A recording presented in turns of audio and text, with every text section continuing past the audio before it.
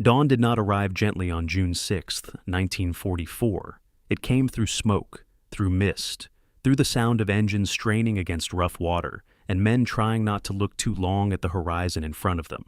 Somewhere beyond that gray line lay Omaha Beach, a stretch of sand that, on a map, seemed manageable.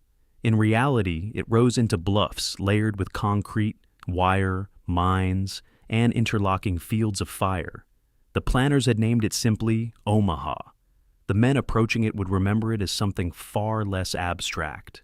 The invasion of Normandy was vast beyond comprehension. Thousands of ships, thousands of aircraft, entire divisions moving in coordinated waves across the English Channel. But Omaha would compress all of that scale into something painfully intimate. Here, geography favored the defender almost completely. The beach was narrow at high tide. The bluffs behind it offered elevation and observation. German strongpoints were positioned to overlap their fire, turning open sand into a killing ground. As the first landing craft approached, naval bombardment had already thundered overhead. From the decks of battleships and cruisers, shells had been fired in massive quantities. Yet the difficulty of precise targeting against fortified positions carved into cliffs meant many defenses remained intact. When the ramps dropped, machine gun fire cut across the surf almost immediately. Men stepped into water deeper than expected. Some drowned under the weight of their equipment.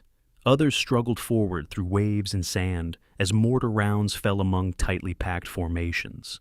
Ellie's tanks intended to provide early fire support were lost in rough seas or disabled before reaching shore. Units became intermingled. Command structures blurred. The plan assumed momentum. The reality was paralysis. Obstacles littered the beach. Wire entanglements slowed movement. Casualties mounted in the first minutes at a rate that stunned even seasoned soldiers. Medical personnel worked in exposed conditions. Engineers attempted to clear paths under relentless fire. Communications faltered. Officers were killed or wounded before issuing more than a handful of orders. And yet, amid the chaos, fragments of cohesion began to form. Small groups of infantry found cover behind shingle banks and seawalls. Junior leaders, sergeants, lieutenants, sometimes corporals, gathered whoever was near them and moved toward the bluffs. There was no grand coordinated surge. There were individual decisions repeated again and again. Move forward, find a gap, silence a position. Climbing the bluffs meant ascending through fire. Paths were narrow, often mined.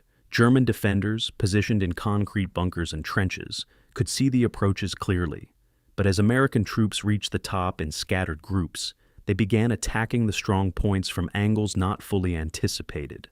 Machine gun nests were taken from the rear. Artillery positions were overrun. The defensive network, built to repel a frontal assault, began to fracture under pressure from unexpected directions. By midday, the beachhead remained fragile but real. Reinforcements continued landing. Naval gunfire adjusted closer to shore. Gaps widened in the German line. Though casualties were heavy and confusion persisted, the collapse that seemed possible in the morning did not occur. Instead, Omaha transformed from a killing zone into a contested foothold. The phrase, "the longest day," is often used to describe June 6th as a whole. Nowhere did that weight feel heavier than at Omaha. Time stretched under fire. Minutes carried the gravity of hours. Every yard of sand gained felt disproportionate to the cost paid for it. Strategically, Omaha's survival ensured continuity between the American landings at Utah Beach and the British and Canadian sectors to the east. If Omaha had failed, the Allied front in Normandy would have been dangerously divided. The success there, hard-won and improvised, allowed the broader invasion to consolidate. The complete history of the D-Day landings at Omaha Beach is not a tale of flawless execution. It is a study in recovery under fire, in how plans disintegrate and are rebuilt in fragments, in how individual initiative compensates for systemic breakdown, in how courage is not a single act, but a sequence of decisions made when retreat feels easier than advance. Omaha Beach was not secured because everything went right. It was secured because enough men refused to accept that everything had gone wrong.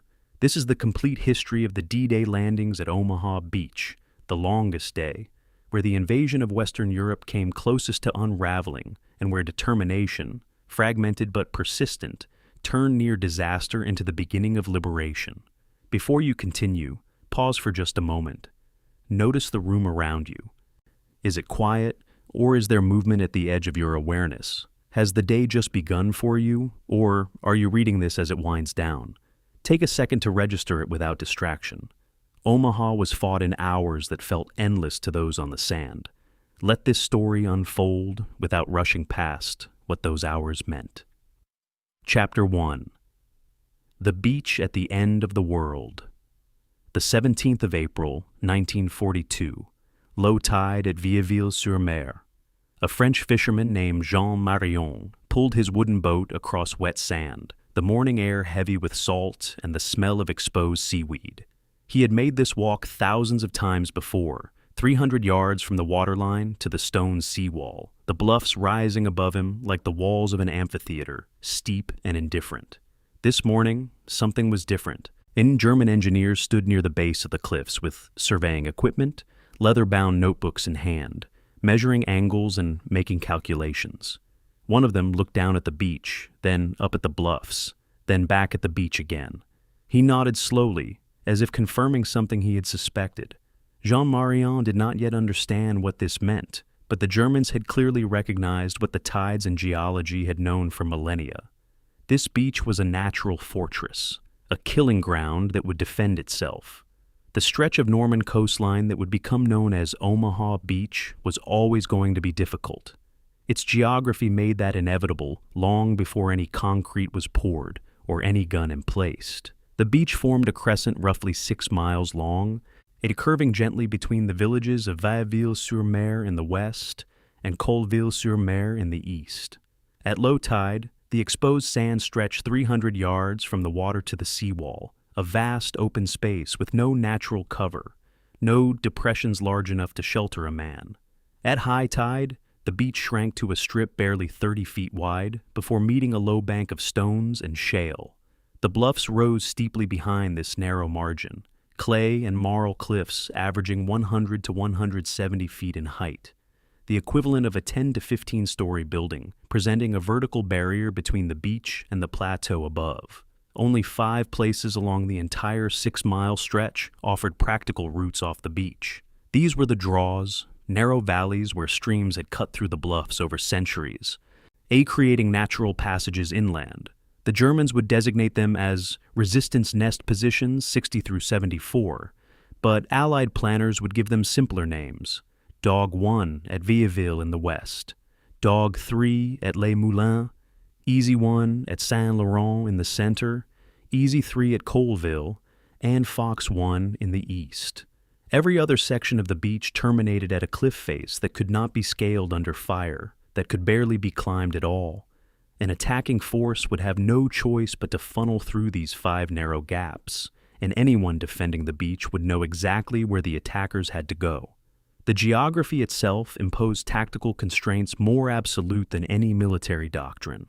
The tidal range at Omaha reached 18 feet between high and low water, one of the more extreme fluctuations along the Norman coast. The timing of an invasion would be dictated by these tides, not by military preference or tactical advantage.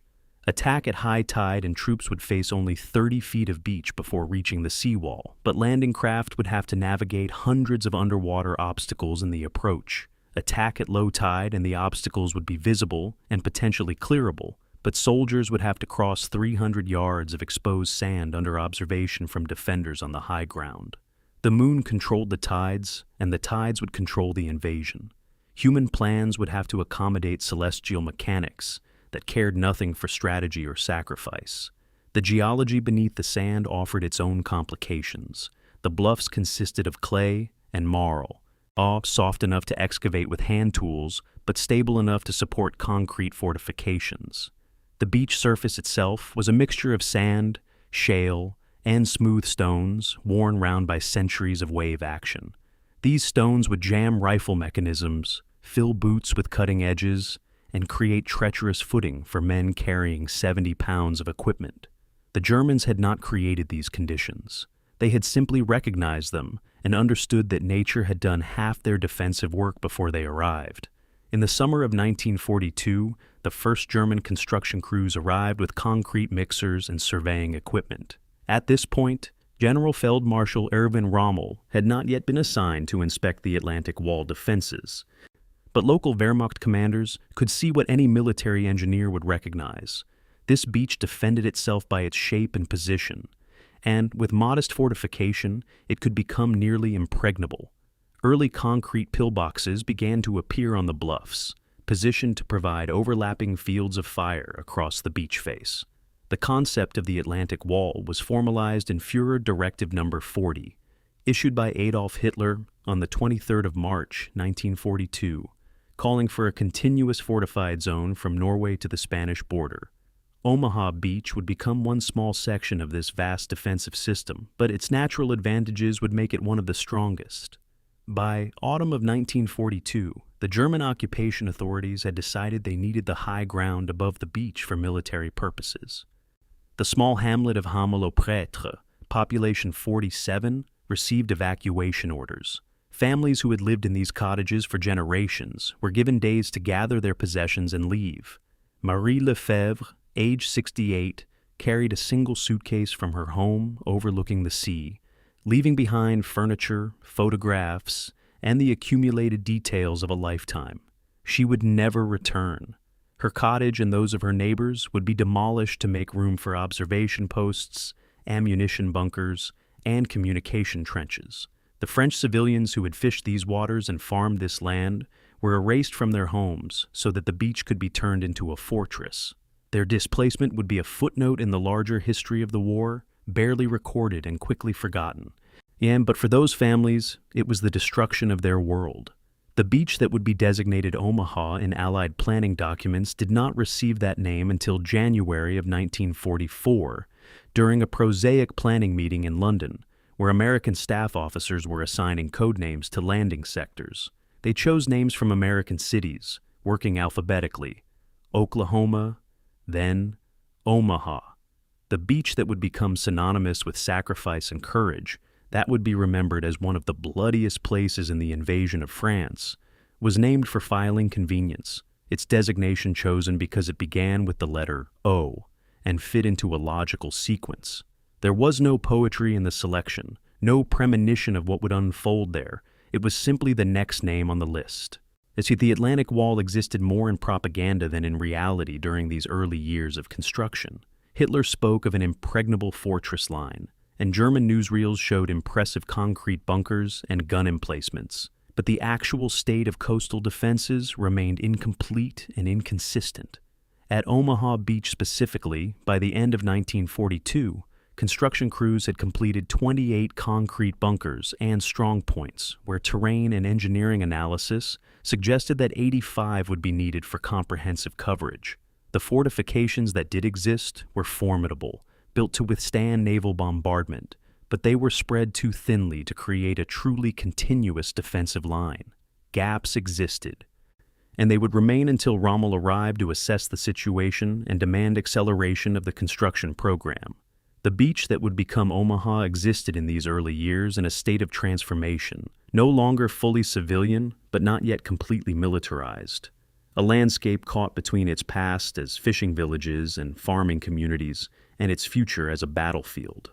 French civilians still lived in some of the villages inland from the beach, their lives increasingly constrained by occupation regulations and the presence of German troops.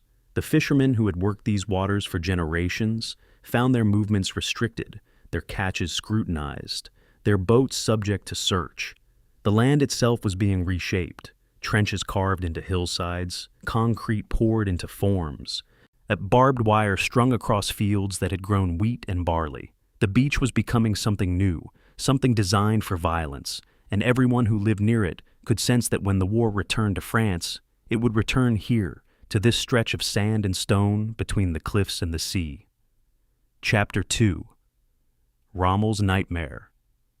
The 18th of December, 1943. La Roche-Guyon, France. General Feldmarschall Erwin Rommel stood in the great hall of a medieval chateau 40 miles from the Norman coast, studying a large-scale map of the Atlantic Wall defenses. At 52 years old, recently returned from Italy and newly assigned to inspect the coastal fortifications of France, Rommel brought a reputation for tactical brilliance and an engineer's eye for defensive positioning. What he saw in the reports and maps spread before him filled him with quiet alarm. 2 days later, he would submit his first written assessment to his superiors, and it contained a single devastating sentence: the coast was virtually defenseless. 1,200 miles of coastline, garrisoned by divisions of varying quality, protected by fortifications that range from impressive to barely adequate to non-existent. At Omaha Beach specifically, reconnaissance reports showed 28 completed concrete bunkers, where the terrain clearly demanded more than 80. Rommel gave himself 5 months to close the gap between the defenses that existed and the defenses he knew were necessary. It would not be enough time, but what he accomplished in those months would very nearly stop the invasion. Rommel understood something that many German commanders did not fully grasp. Germany could not win a prolonged battle on the beaches, but it might win in the first hours, in the initial moments when Allied forces were most vulnerable, before they could establish artillery positions and bring overwhelming firepower to bear. The Atlantic Wall was not designed to hold indefinitely. It was designed to destroy an invasion at the waterline, in the brief window when assault troops were exhausted from the sea crossing, disorganized from the landing, and exposed on open beaches without cover or support. After that window closed, after the Allies established a foothold and began landing their seemingly unlimited supplies of tanks, artillery, and reinforcements, German defenders would be ground down by superior numbers and firepower. Everything depended on those first hours. Either the invasion failed on the beaches, or it would ultimately succeed despite whatever resistance the Germans could mount later. On the 15th of January, 1944, Rommel arrived unannounced at Widerstands Nest 62, the strongest defensive position on Omaha Beach, a complex of bunkers and gun positions overlooking the Colleville Draw on the eastern end of the beach. He found much to approve: thick concrete walls, interlocking fields of fire, excellent visibility down the length of the beach. But he also found a 50mm anti-tank gun with its firing arc partially blocked by a concrete wall that should never have been poured in that location. Rommel asked who designed this. The company commander had no satisfactory answer. Rommel ordered the wall demolished and the gun repositioned. He would conduct hundreds of such inspections along the coast, finding problems that existed because no one with sufficient authority and expertise had looked carefully enough at what was being built. Rommel became obsessed with beach obstacles, the devices that would meet Allied landing craft at the waterline. His logic was straightforward. The Allies would time their invasion for high tide to minimize the distance troops had to cross under fire. Therefore, obstacles should be placed in the tidal zone, where they would puncture hulls, detonate mines, and destroy landing craft before soldiers could even reach the beach. He wanted millions of obstacles planted: Belgian gates, steel frames designed to rip open the bottoms of boats, Czech hedgehogs, and welded steel beams arranged in tripod formations that could not easily be moved, and wooden stakes topped with mines that would explode on contact. He wanted these obstacles to create an underwater forest of destruction that would turn the surf zone into a graveyard of landing craft. The engineering units received orders to install 4 million obstacles along the invasion coast. They would install a fraction of that number before the invasion came, but what they did install would prove devastatingly effective. In early March of 1944, Rommel traveled to Saint-Germain-en-Laye to meet with General Feldmarschall Gerd von Rundstedt, his nominal superior and the overall commander of German forces in the West. The two men disagreed fundamentally about defensive strategy. Von Rundstedt favored a mobile defense, in keeping panzer divisions well inland where they could maneuver to counterattack wherever the invasion came. Rommel insisted the panzers needed to be close to the coast, because once Allied air superiority was established, armor would not be able to move in daylight without being destroyed from the air. The disagreement was never resolved. Hitler, characteristically, split the difference, positioning some panzer divisions near the coast and holding others inland under central control, satisfying neither strategy and creating a command structure where critical armored reserves could not be committed quickly when they were most needed. By April of 1944, staff officers at Rommel's headquarters were producing statistical analyses of the defensive preparations at Omaha Beach. Then each 88mm gun emplacement could fire 15 rounds per minute with a well-trained crew of 10 men. The MG-42 machine guns, positioned in bunkers and open positions along the bluffs, could fire 1,200 rounds per minute at effective ranges exceeding 1,000 meters. The fire plan drawn up by German tactical officers showed overlapping fields of fire that covered every square meter of the beach. No dead ground existed where attackers could find shelter from observation and direct fire. Rommel reviewed these calculations and approved them. The mathematics of destruction had been worked out with Prussian precision. The only questions remaining were when the invasion would come, and whether the defenders would have enough ammunition to sustain the rate of fire that the plans required. Rommel understood that his forces had critical weaknesses. Approximately 20% of the troops defending Omaha Beach were Osttruppen, Soviet prisoners of war who had agreed to wear German uniforms rather than starve in prisoner of war camps. These men had dubious loyalty and questionable combat effectiveness. Rommel did not trust them, but he had no choice except to use them. The alternative was to leave sections of the coast undermanned. He positioned Osttruppen in less critical strongpoints and ensured that German non-commissioned officers supervised them closely.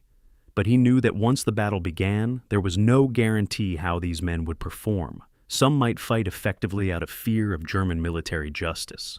Others might surrender at the first opportunity. Rommel could not know which. And this uncertainty added another element of fragility to a defensive system that already depended on everything going right in the first hours of combat. On the 6th of May, 1944, Rommel wrote to his wife Lucy. The letter, written in the careful handwriting that characterized his personal correspondence, struck a confident tone. The enemy will have a rough time of it when he attacks, and ultimately achieve no success. But in his private diary, kept for his own reference and not intended for anyone else's eyes, he wrote something different that same day. Our friends from the East cannot hold. He meant the Osttruppen, the conscripted Russians and Eastern Europeans whose reliability he doubted. The tension between his public confidence and private doubt ran through all his thinking in these final weeks before the invasion. He had done everything possible to prepare, had pushed construction crews and garrison troops to their limits, had created a defensive system more formidable than anything that existed when he arrived. But he also knew it was not enough, would never be enough, because ultimately Germany was fighting enemies with greater resources, greater industrial capacity, and the strategic initiative that came from choosing when and where to attack. Rommel's most ambitious defensive concept for Omaha Beach was never implemented. He wanted to flood the valleys behind the beach, turning the draws into marshland that would be impassable to vehicles and treacherous to troops on foot. This would have forced any successful invasion force to remain on the beach or in the immediate coastal zone, unable to move inland quickly, vulnerable to counterattack. But the plan required cooperation from French water authorities and engineering resources that the Germans did not have.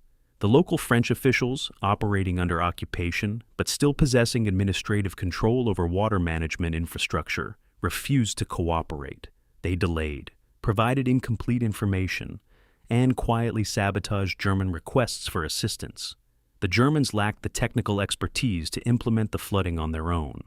As a result, the draws that Rommel wanted to turn into impassable obstacles remained open valleys, the routes through which American forces would eventually break out from the beach when the defenses finally cracked. The most effective defensive idea never became reality because of bureaucratic resistance from French civil servants, who understood that passive obstruction was a form of resistance they could safely employ. By early June of 1944, Rommel had overseen the placement of 6 million mines along the Norman coast, far short of the 50 million he had requested, but still a substantial defensive barrier. At Omaha Beach, the defensive preparations included 8 bunker-mounted 88mm guns, 35 pillboxes with machine guns, 85 machine gun positions in open emplacements or trenches, 6 mortar pits, and 38 rocket launcher positions. The 352nd Infantry Division, responsible for defending this sector, numbered 12,020 men, more than twice the strength that Allied intelligence would initially estimate. The defenses were not perfect, not complete, not everything Rommel had wanted, but they were formidable enough to make the invasion extremely costly. What Rommel had built in 5 months might not stop the Allies permanently, but it would make them pay for every yard of sand and stone. That was all he could do, and he had done it with the thoroughness and tactical intelligence that had made him legendary. Whether it would be sufficient would be determined by men and events beyond his control, and by the morning of the 6th of June, he would not even be present to direct the battle he had so carefully prepared to fight. Chapter 3. The Watchers. The 22nd of April, 1944, 26,000 feet above Normandy. As Flight Lieutenant John Merrifield held his Spitfire PR Mark 11 steady at 320 knots, the camera beneath his seat cycling through exposures, photographing a 10-mile stretch of French coastline in 23 seconds. He flew alone and unarmed, carrying cameras instead of guns, speed, and altitude, his only defenses against German fighters and anti-aircraft fire. Below him, invisible to his eye at this altitude but captured in sharp detail by the high-resolution cameras, Omaha Beach was changing. Yesterday's reconnaissance photographs, developed and analyzed at Royal Air Force Medmenham, had shown 63 fortified positions along this stretch of coast. Today's photographs, which Merrifield would not see until they were developed later that evening, would show 68.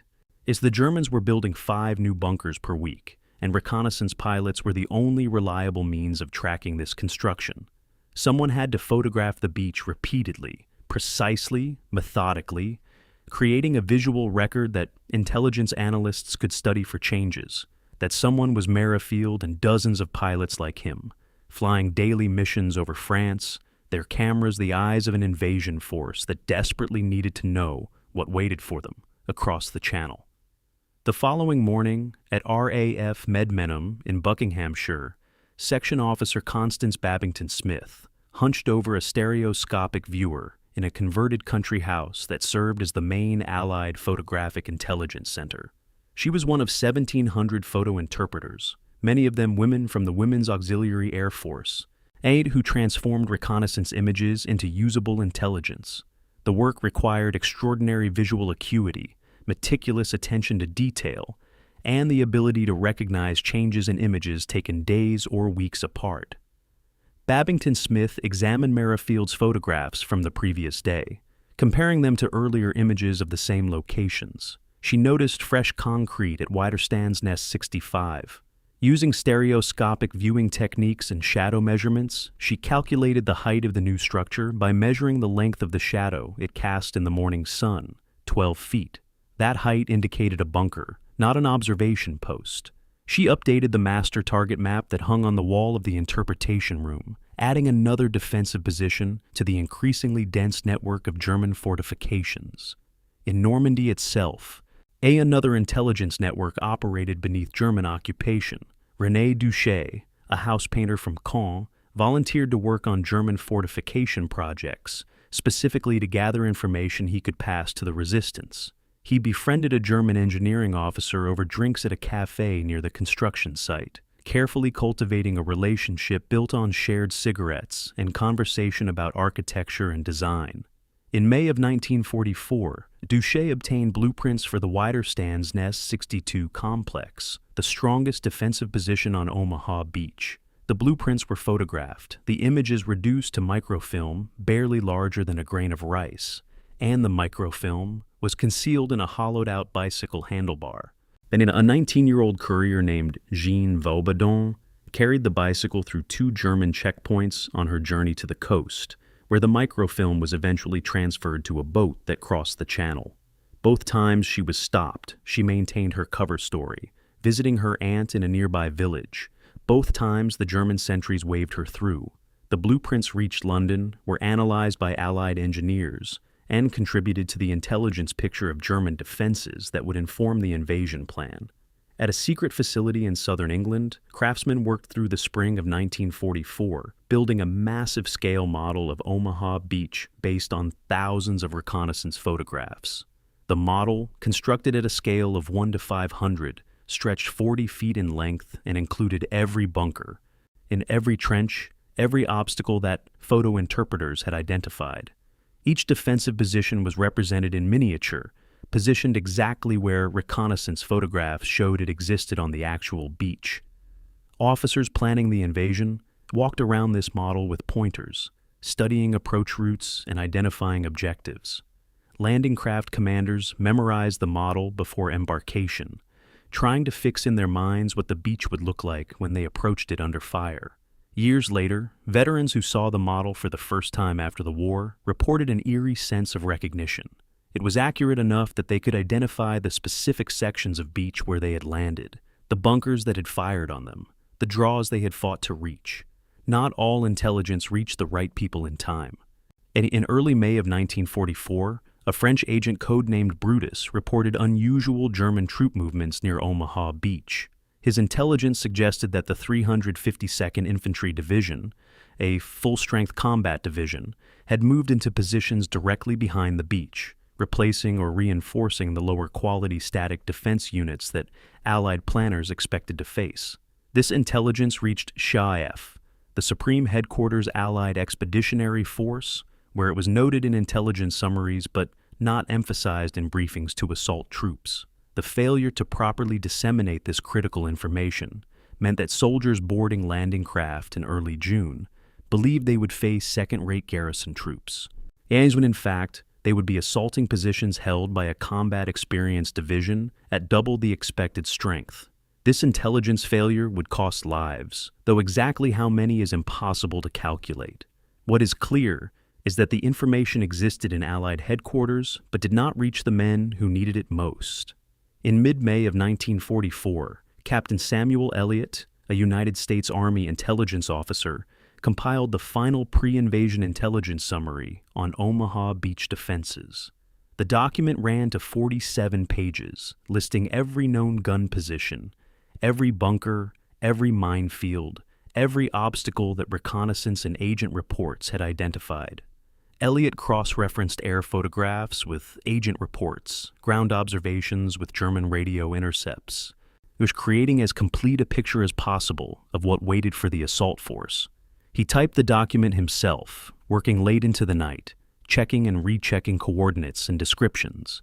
When he finished, he sat at his desk and understood that he had just created a catalog of death, a precisely organized description of the places where American soldiers would die in the coming weeks. In his personal diary, he wrote, "I have made death into a typewritten list."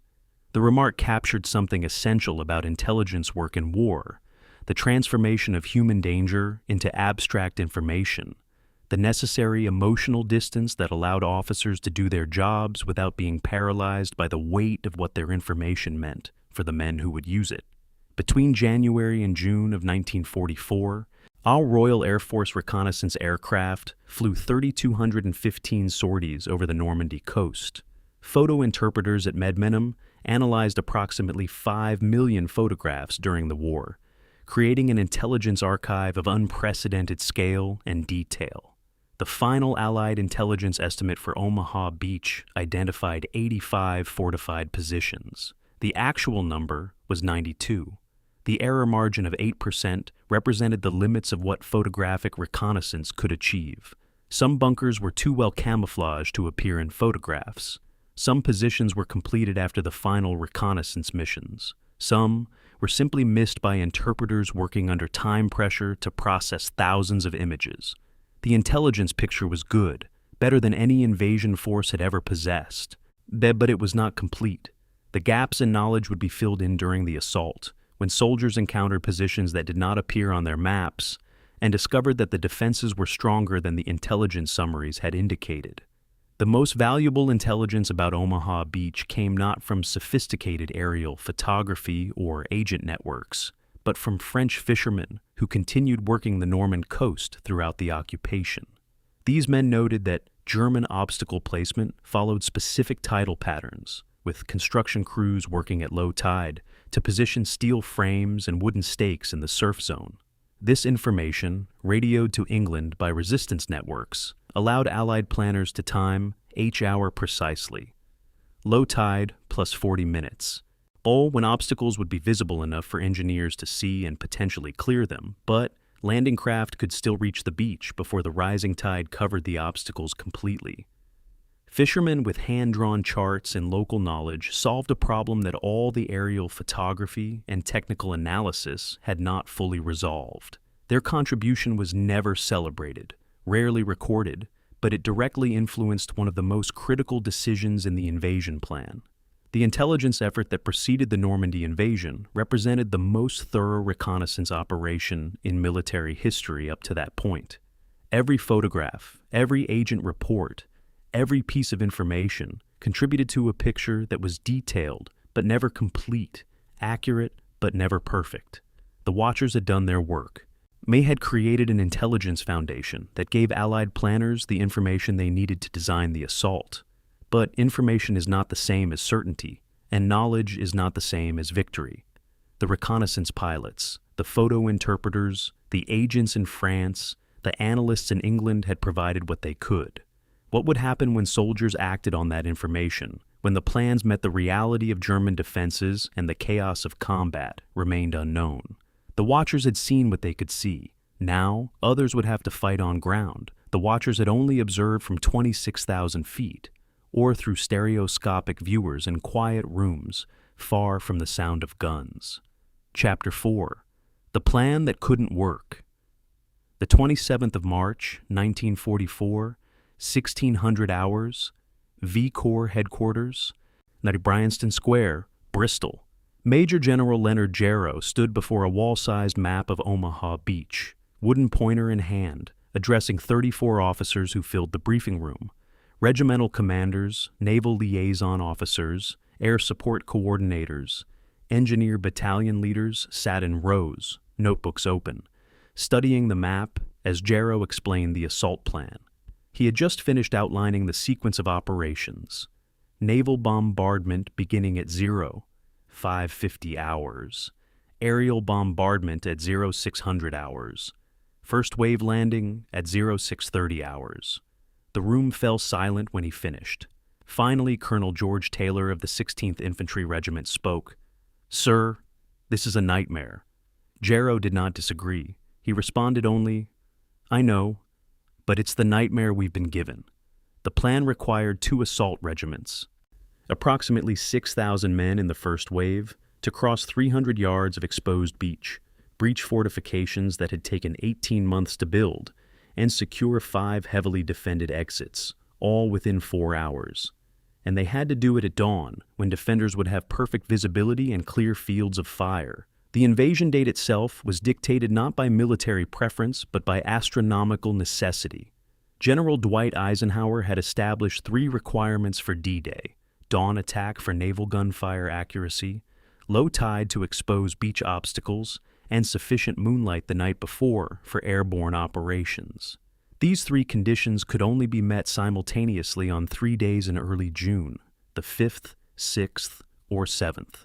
The moon and tide cared nothing for military convenience, for optimal weather conditions, and for German defensive preparations.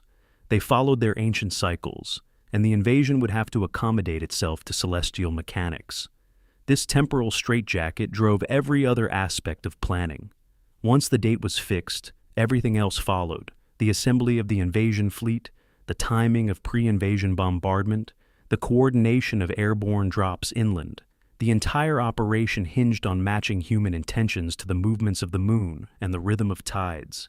Jarrow had requested 3 assault divisions for Omaha Beach. He received 2 regiments, not even a full division, plus supporting elements. The reason was brutally simple: landing craft shortage. There were not enough vessels to put more men on more beaches simultaneously. Omaha received what remained after Utah, Gold, Juneau. Aids and Sword Beaches received their allocations. Jarrow's Chief of Staff, Brigadier General William Keene, calculated the force-to-space ratio: 100 men per 100 yards of beach in the first wave. United States Army field manuals, based on analysis of previous amphibious operations, recommended 300 men per 100 yards for a defended beach. Omaha would be assaulted with 1/3 of the recommended force. The mathematics were stark and unforgiving. Either the plan would succeed through superior firepower and determination, or it would fail because the assault force was simply too small to overwhelm the defenses. In late April of 1944, the relationship between Army and Navy planners grew strained over the question of the naval gunfire support. Rear Admiral John Hall, as commander of Naval Task Force O responsible for the Omaha assault, insisted that destroyers could not safely approach close to shore given the shallow water and suspected minefields off the beach. He proposed that the battleship USS Texas and the cruiser USS Arkansas stand off at 12,000 yards and provide bombardment from that distance. Army planners calculated that naval guns firing from 12,000 yards at targets on 100-foot bluffs would achieve approximately 20% accuracy at best. Hall's response was pragmatic. Then we'll fire more shells. The compromise satisfied neither service. The Navy would provide the maximum number of shells their magazines could hold, fired from a distance that ensured ship safety but limited accuracy. The Army would accept whatever fire support the Navy could provide and hope it would be enough.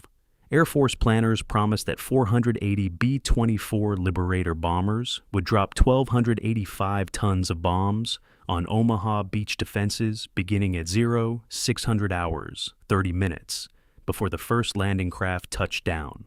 The planned bomb carpets would be 400 yards deep, obliterating the fortified bluffs in a concentrated aerial assault unprecedented in its precision and weight. On paper, the plan was devastating. Each bomber would drop from 15,000 feet on instrument approach to ensure accuracy even in cloud cover. But JARO's operations officer, Colonel Stanhope Mason, asked a critical question during the planning conference. What happens if clouds prevent visual confirmation of targets?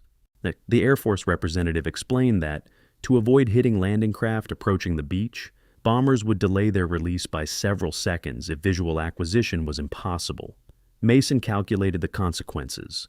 A 5-second delay at 180 miles per hour airspeed meant bombs would fall 1,300 feet inland of their intended targets.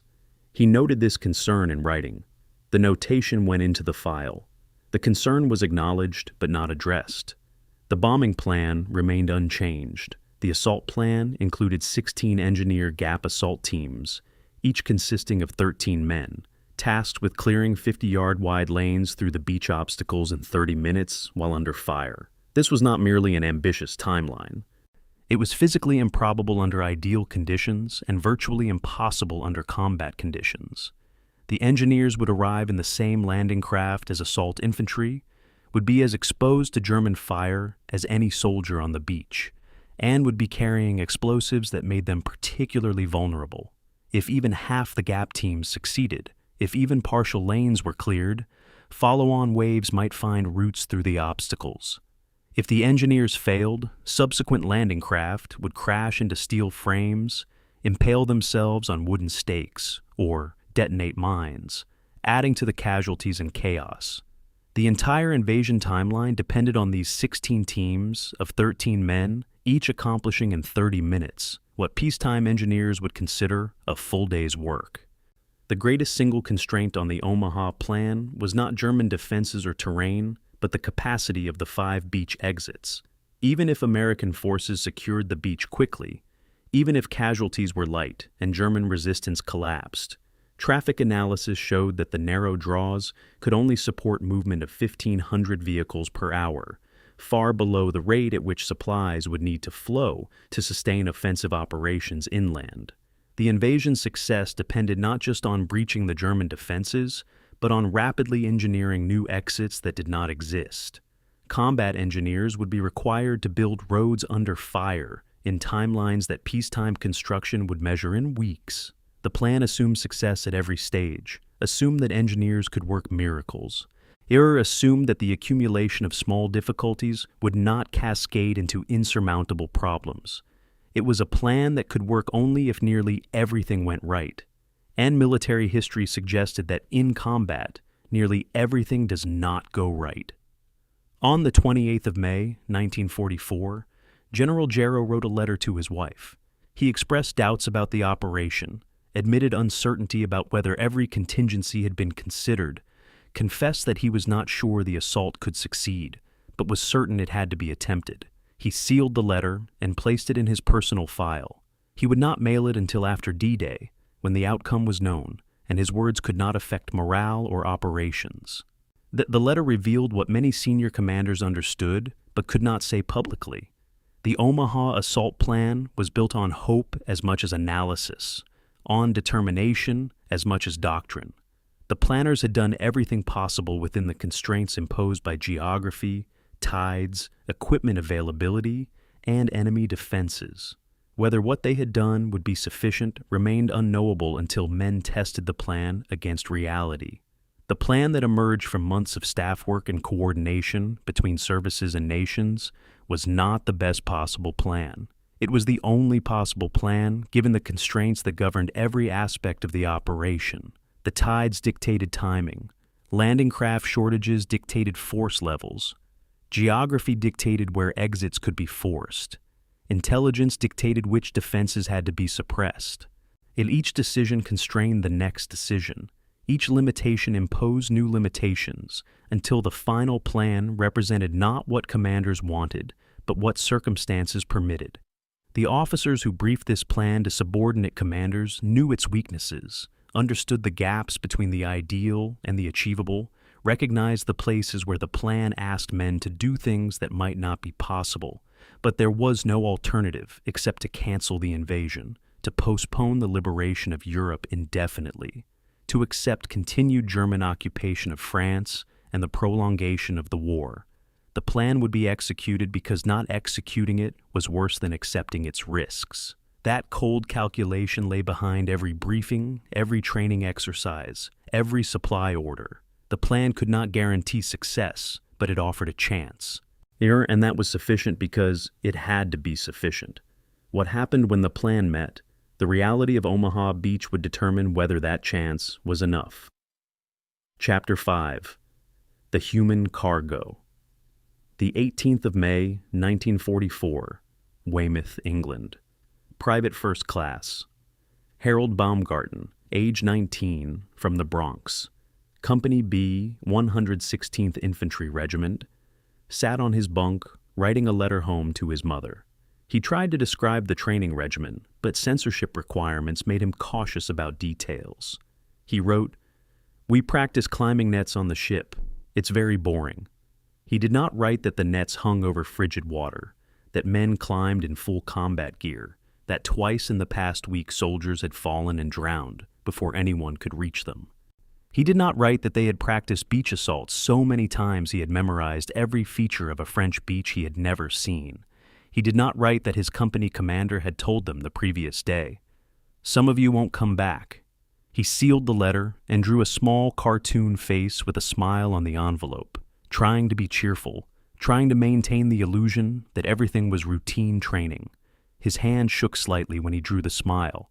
The men who would storm Omaha Beach were not professional soldiers, not career military men who had chosen warfare as a vocation.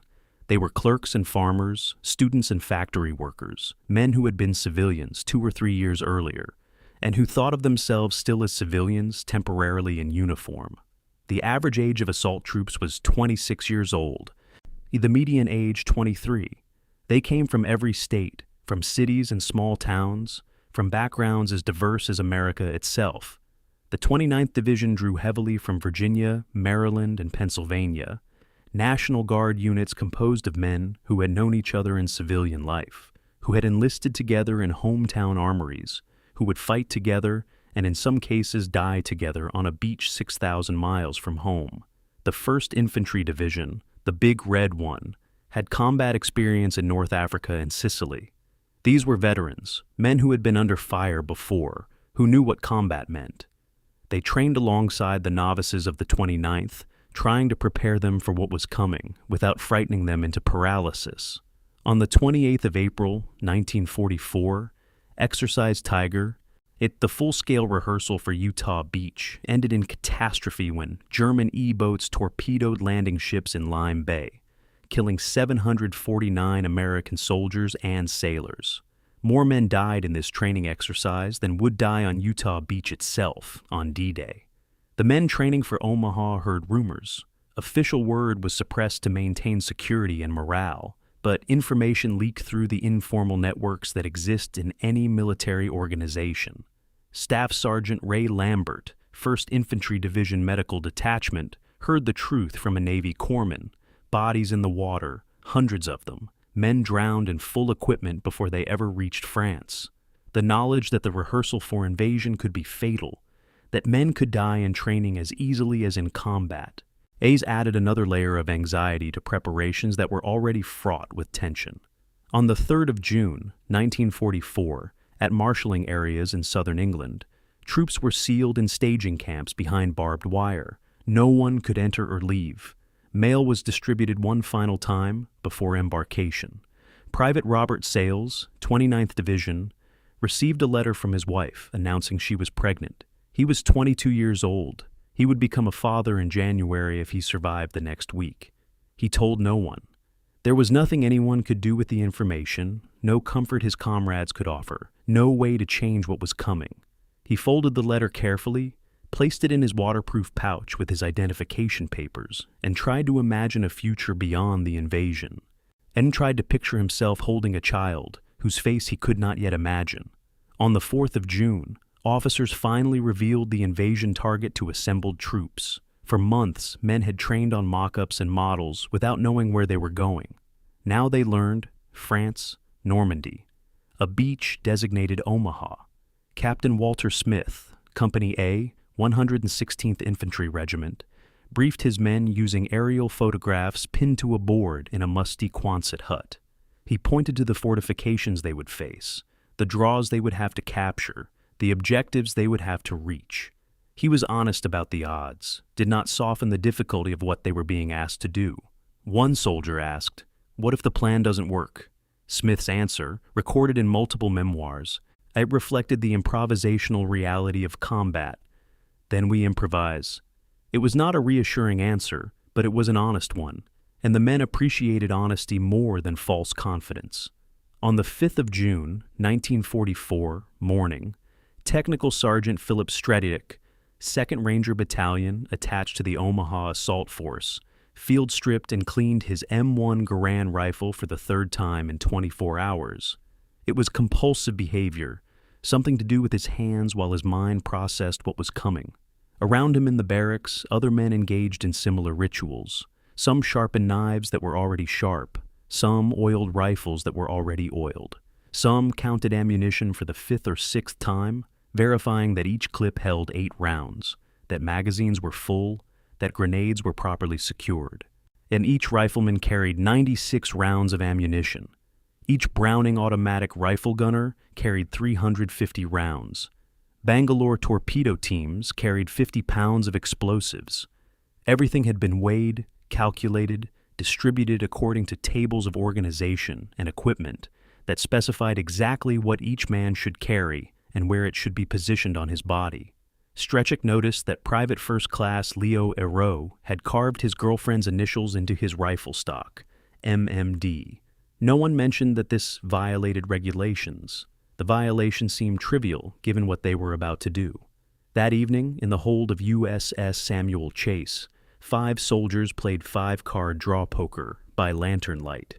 They played for French francs they had been issued that morning, tangible proof they were actually going to France. But the currency made the invasion real in a way that briefings and maps had not. Private First Class John Barnes won 3,200 francs, approximately $64. He joked, "At least I'll die rich." Everyone laughed, but the laughter was thin and forced. Within 24 hours, Barnes would be dead, shot through the throat in the first minute on Omaha Beach. The francs would be returned to his family with his personal effects, money he never spent in a country he never got to see. The assault troops were issued seasickness pills before boarding landing craft, a well-intentioned medical intervention designed to prevent nausea during the Channel crossing. Many men took the pills preventatively, not waiting to feel sick. The pills caused severe drowsiness. Some soldiers fell asleep in the landing craft during the 12-mile run to shore and had to be shaken awake when the ramp dropped. Others were so groggy that their reaction times were impaired in the critical first seconds on the beach. A medical measure intended to improve soldier effectiveness may have cost lives by dulling the alertness men needed to survive the most dangerous minutes they would ever face. No one questioned the decision to issue the pills. The medical officers who distributed them had no way of knowing that drowsiness would be more dangerous than nausea. The unintended consequences of small decisions would accumulate throughout the operation, reminder that in war, even well-intentioned actions can produce harmful results. The men who would assault Omaha Beach carried an average of 68 to 80 pounds of equipment: weapon, ammunition, rations, water, gas mask, entrenching tool, first aid kit, grenades, sometimes Bangalore torpedoes, or additional ammunition for crew-served weapons.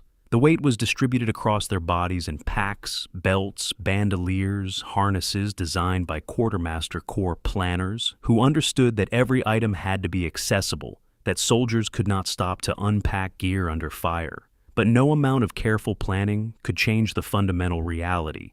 A man carrying 70 pounds of equipment who falls into water over his head will drown unless he can shed that weight quickly. Many soldiers carried photographs, letters, religious items in waterproof pouches, at personal effects that had no tactical value but enormous emotional significance.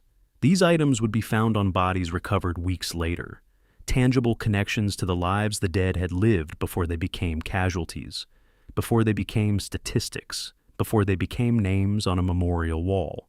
The soldiers preparing to storm Omaha Beach understood abstractly that some of them would die, that casualties were inevitable in any assault on a defended position.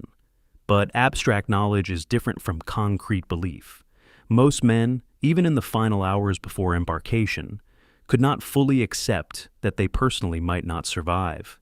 The human mind resists such knowledge, finds ways to believe that death happens to others, that luck or skill or providence will provide protection. This psychological defense mechanism was necessary, and without it, without the ability to believe in personal survival, despite statistical probabilities, men could not function in combat. They had been trained, equipped, briefed, and organized. They knew the plan, knew the risks, knew their jobs. What they could not know was which of them would be the lucky ones, which would be wounded, which would die. That knowledge would come soon enough, distributed by the random operations of ballistics and blast effect, by the intersection of individual positions and German fields of fire, by the accumulation of small chances and accidents that determine who lives and who dies in combat.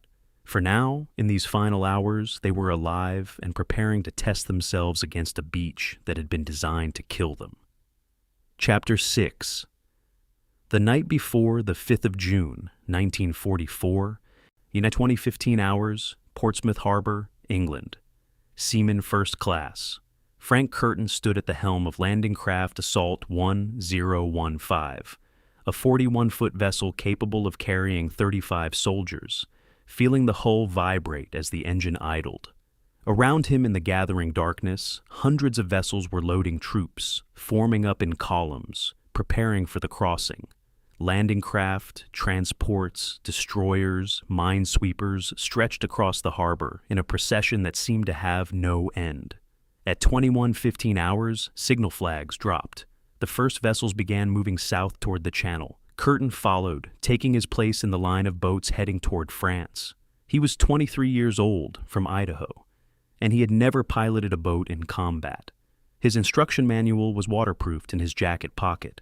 Now he had been told that his particular landing craft would deliver the first squad of Company A, 116th Infantry Regiment, to a section of Omaha Beach designated Dog Green.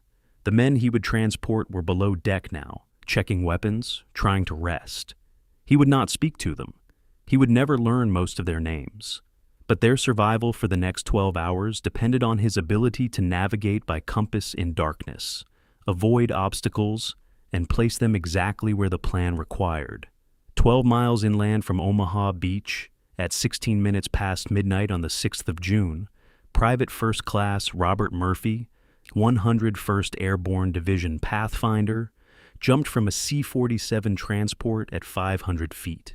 He was part of the mission to mark drop zones and secure crossroads that would prevent German reinforcements from reaching the beaches.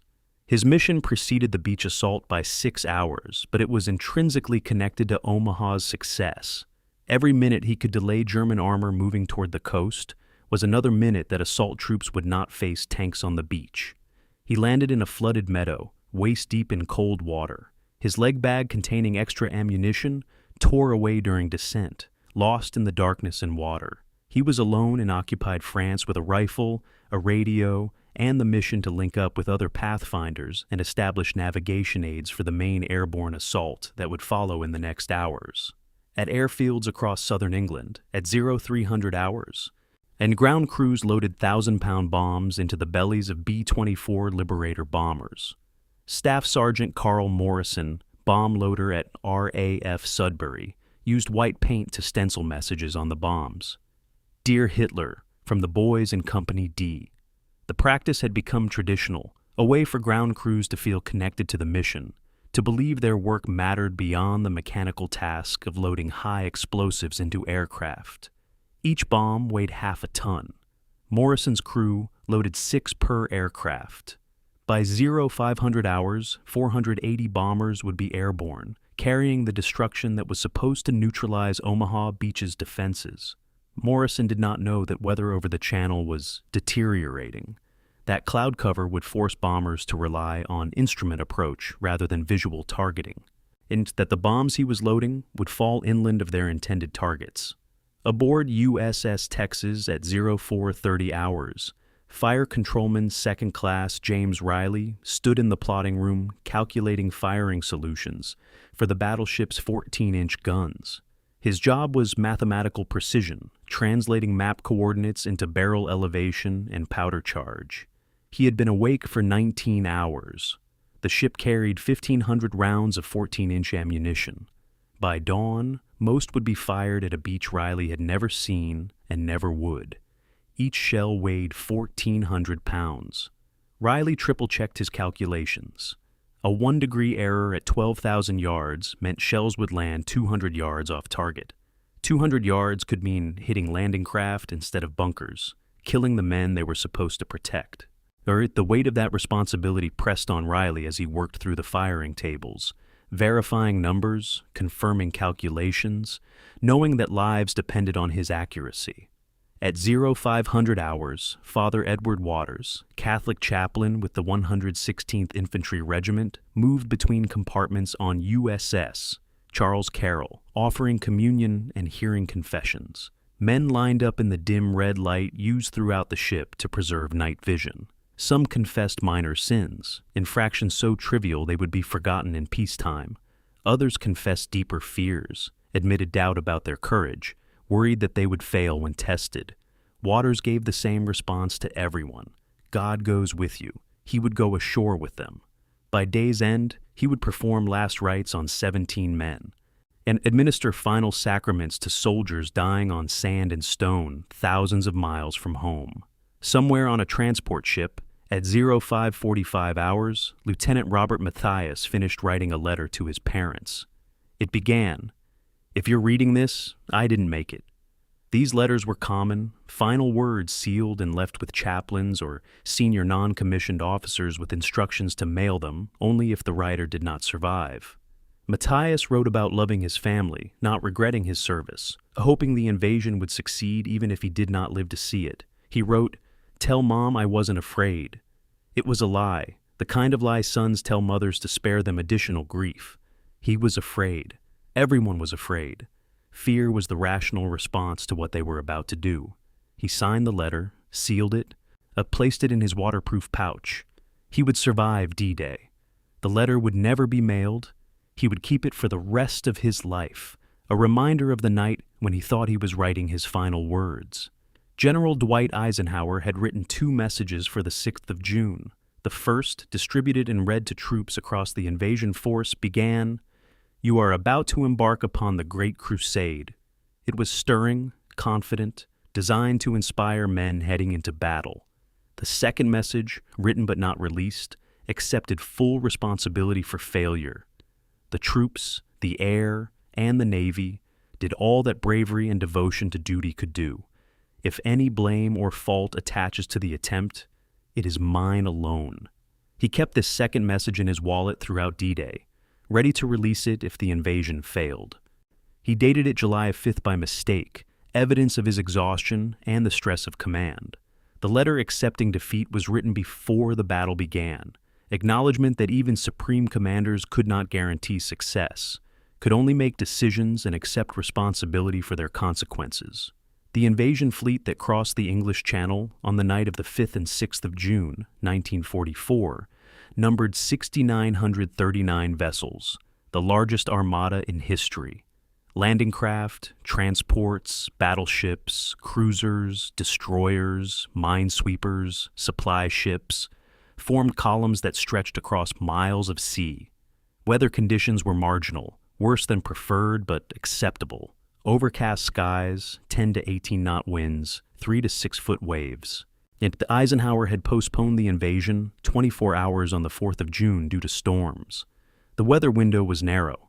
If the invasion did not proceed on the 6th of June, it would have to be postponed 2 weeks until the next period, when tide and moon conditions were favorable. 2 weeks would risk German discovery of the invasion preparations, would strain the morale of troops sealed in staging areas, would create opportunities for intelligence leaks.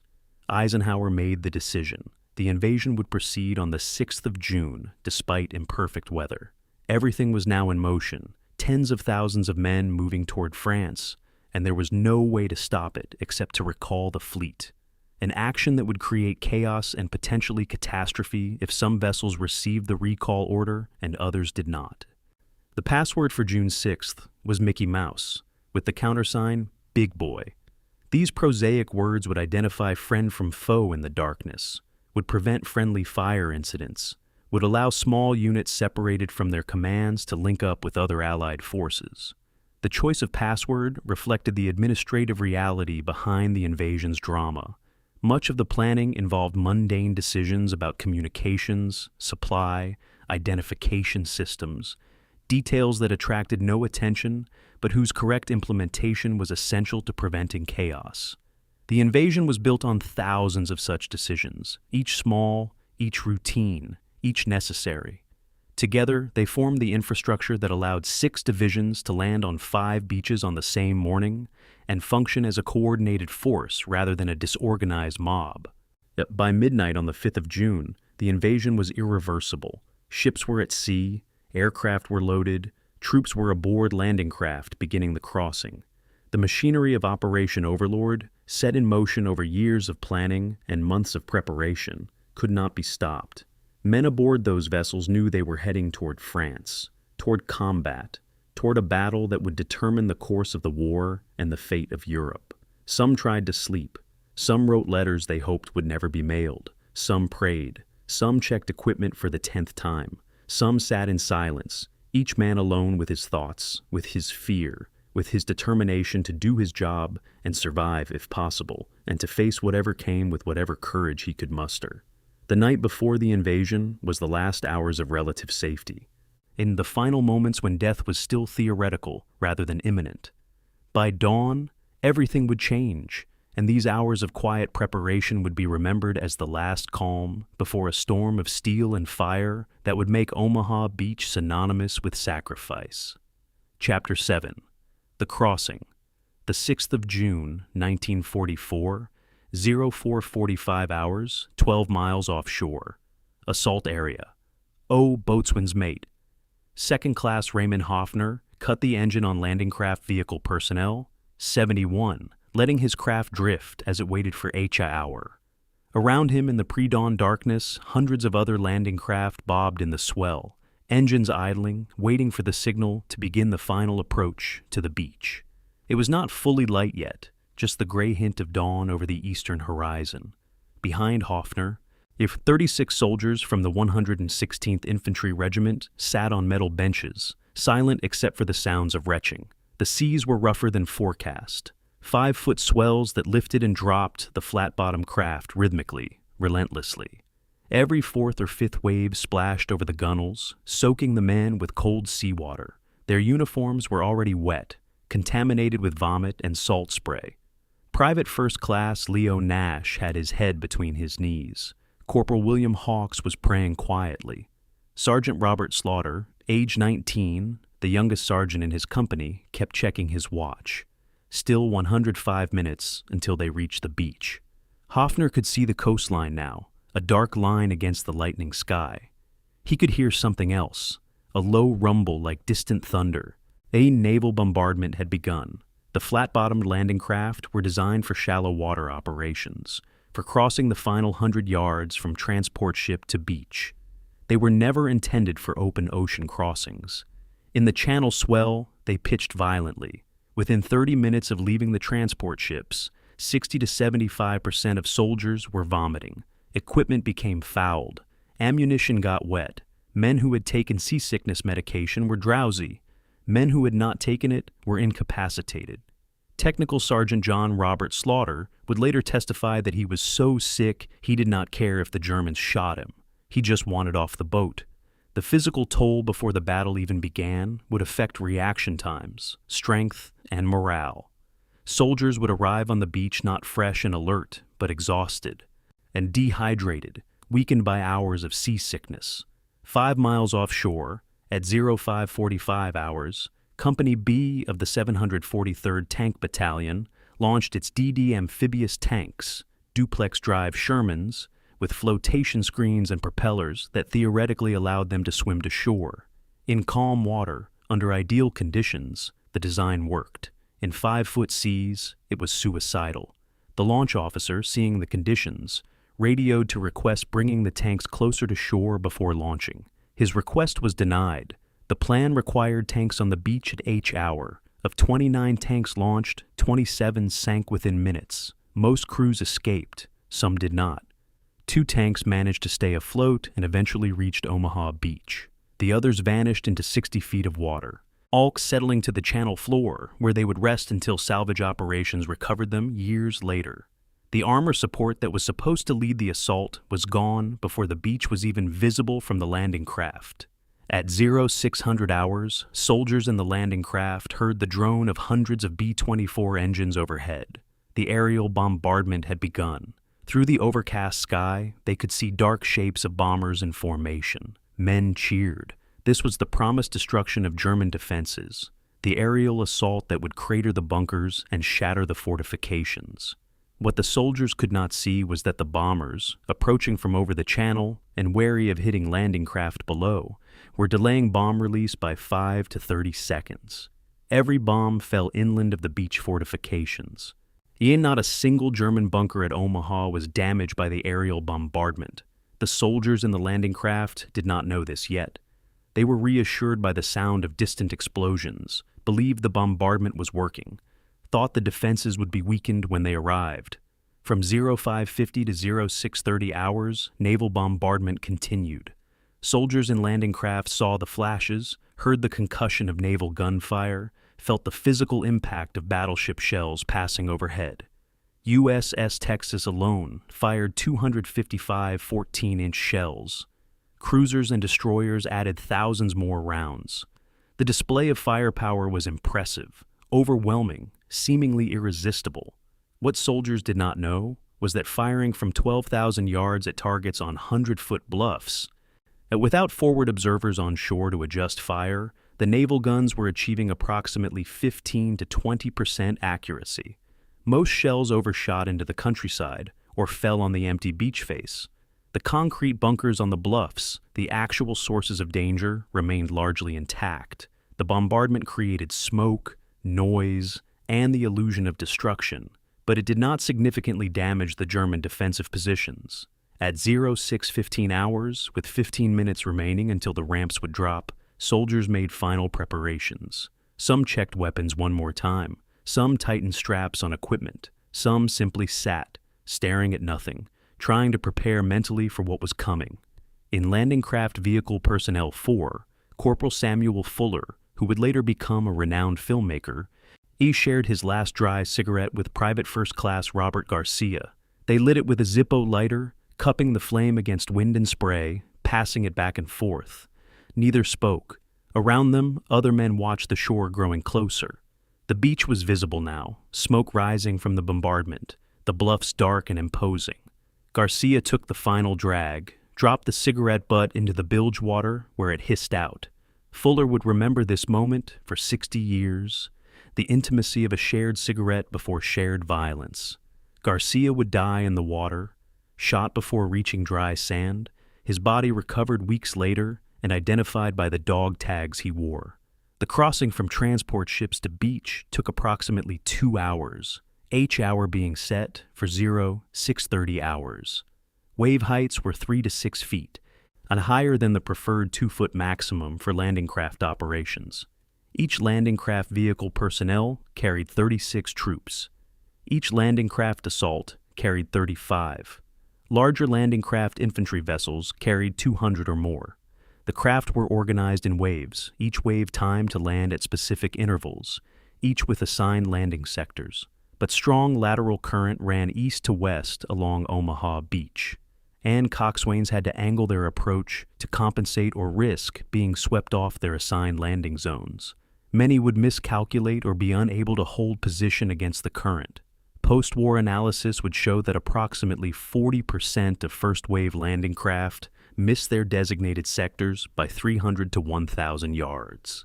All depositing units in wrong locations where terrain did not match briefing photographs, where planned objectives were out of reach, where units could not coordinate with expected supporting elements.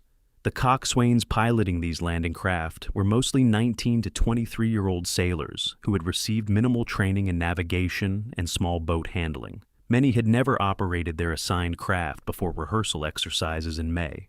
They were crossing 12 miles of open ocean in darkness, required to navigate by magnetic compass and map coordinates, tasked with delivering troops to specific 50-yard sections of beach while under fire. It was an impossible job made necessary by operational requirements, and these young sailors did it because they had no choice and because the alternative was worse. Some would perform brilliantly, placing their craft exactly on target. Others would make navigational errors that scattered units across the beach, creating confusion that would take hours to resolve. None of them were trained for what they were being asked to do, and all of them understood that failure meant not just missing a target, but potentially drowning the men they carried or delivering them to the wrong section of beach where different German guns were waiting.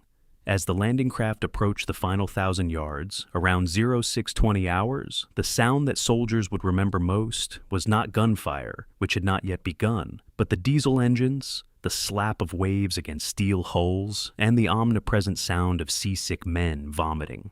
The crossing had been brutal, not because of enemy action, but because of the sea itself, all because of weather conditions that made small craft operations marginal at best. Men who would face German fire in minutes were already exhausted, dehydrated, many of them barely functional. The plan had assumed soldiers would arrive at the beach tired from the crossing, but capable of immediate combat action. The reality was that many were in no condition to fight effectively, that the physical toll of seasickness had degraded combat capability before the first shot was fired. This was not accounted for in the plan, not anticipated by commanders who had tested landing craft in calmer waters, not understood by planners who made decisions in conference rooms far from the reality of small boats in open ocean. The crossing itself had become part of the battle, in a preliminary ordeal that weakened the assault force before it even engaged the enemy. Chapter 8. The German Morning. The 6th of June, 1944, 0500 hours. Wider Stan's Nest, 62, Colville-sur-Mer.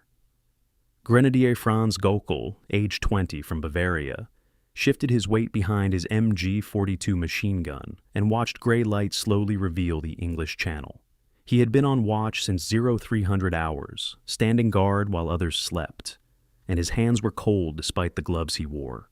The uniform he had pulled on in darkness was damp from coastal mist that seemed to penetrate everything. He shared this bunker with 3 other men, Heinrich Severloh, the gunner he was relieving, Bernhard Firking, their loader, and Unteroffizier Krone, their squad leader. The Wider Stan's Nest, 62 sat on the bluff above what the Germans called the the American coast, 100 feet above the beach, with a perfect view of the entire eastern sector of what Allied planners designated Omaha Beach. Gockel's machine gun could fire 1,200 rounds per minute to an effective range of 1,000 meters. The bunker held 12,000 rounds of ammunition, stacked in metal cans along the walls. For 14 months, he had watched an empty sea, had stood countless watches staring at nothing, had begun to believe the invasion might come somewhere else or not at all. At 0505 hours, he noticed dark shapes on the horizon, too many to count, a formation that stretched across miles of ocean. He called for Severlo. Both men stared. Severlo said one word: invasion. At German 352nd Infantry Division, headquarters in the Château de Vomicelle, 5 miles inland, the duty officer received the first report shortly after 0500 hours. Ships sighted.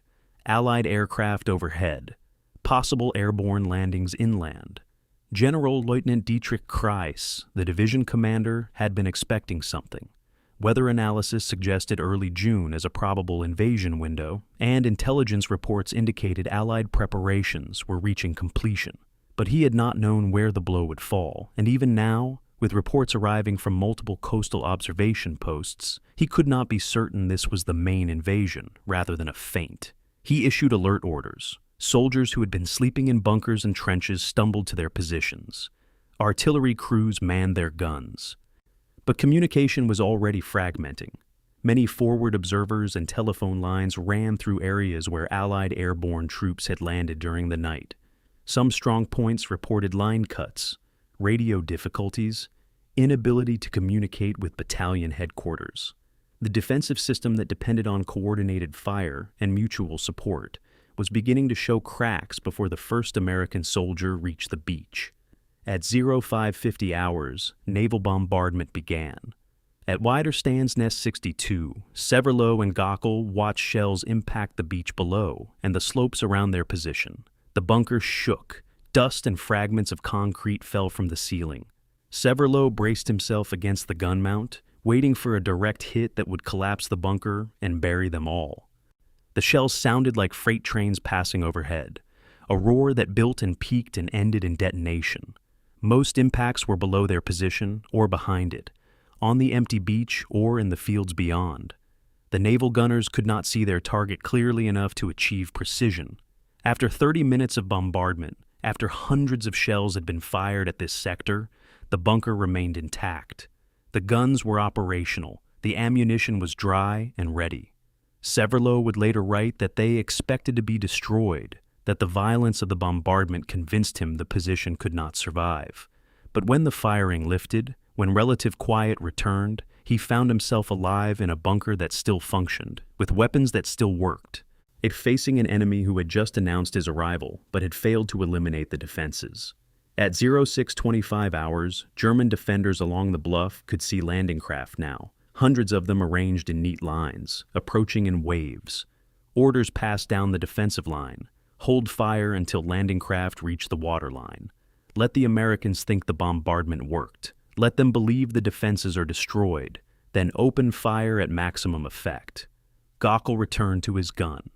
Through the firing slit, he could see the approaching craft clearly now, tiny at first but growing larger. They were organized, methodical, executing a plan with military precision. It looked inevitable, mechanical, like a process that could not be stopped. Unteroffizier Krone walked the firing line calmly, and checking that every weapon was loaded and ready, that every soldier was at his position. He said, "Steady aim, short bursts, pick your targets." The words were routine, the same instruction that German machine gunners had heard for years, but in this moment they carried enormous weight. What happened in the next hours would determine whether the invasion succeeded or failed at this beach, whether Germany could hold France, or whether the war would move inevitably toward German soil. Not all defenders were German. At Widerstands Nest 65, a strong point to the west, 2 soldiers from the 441st Ost Battalion whispered to each other in Russian.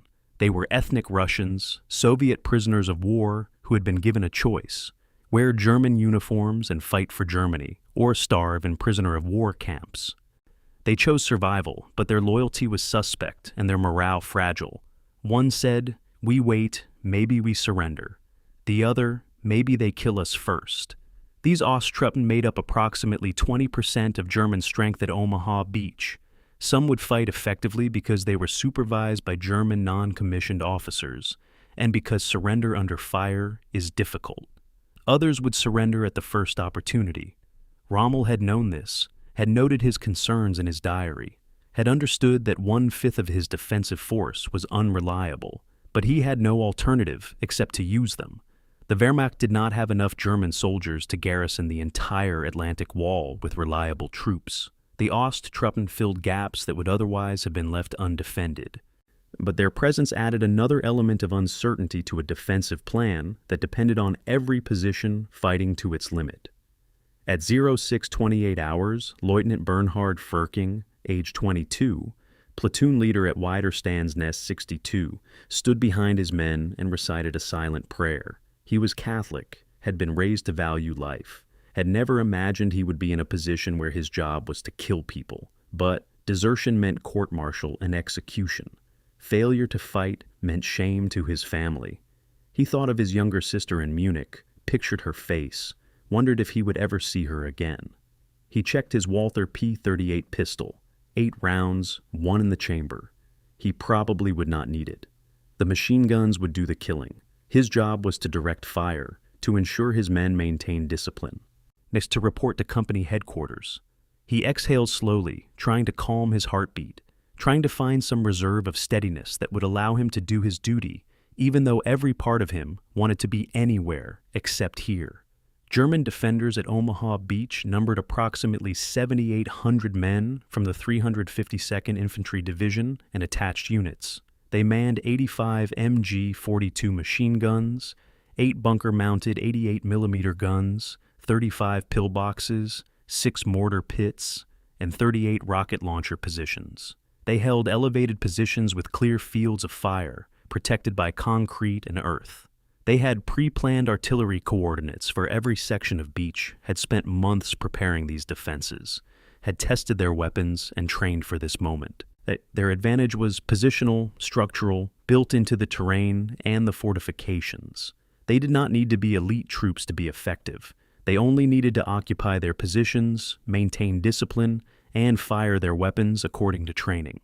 The American attackers would have to cross open ground, would be exhausted from the sea crossing, would be exposed to observation from positions they could not immediately suppress. The tactical balance heavily favored the defenders, and every German soldier understood this even if he did not fully articulate it.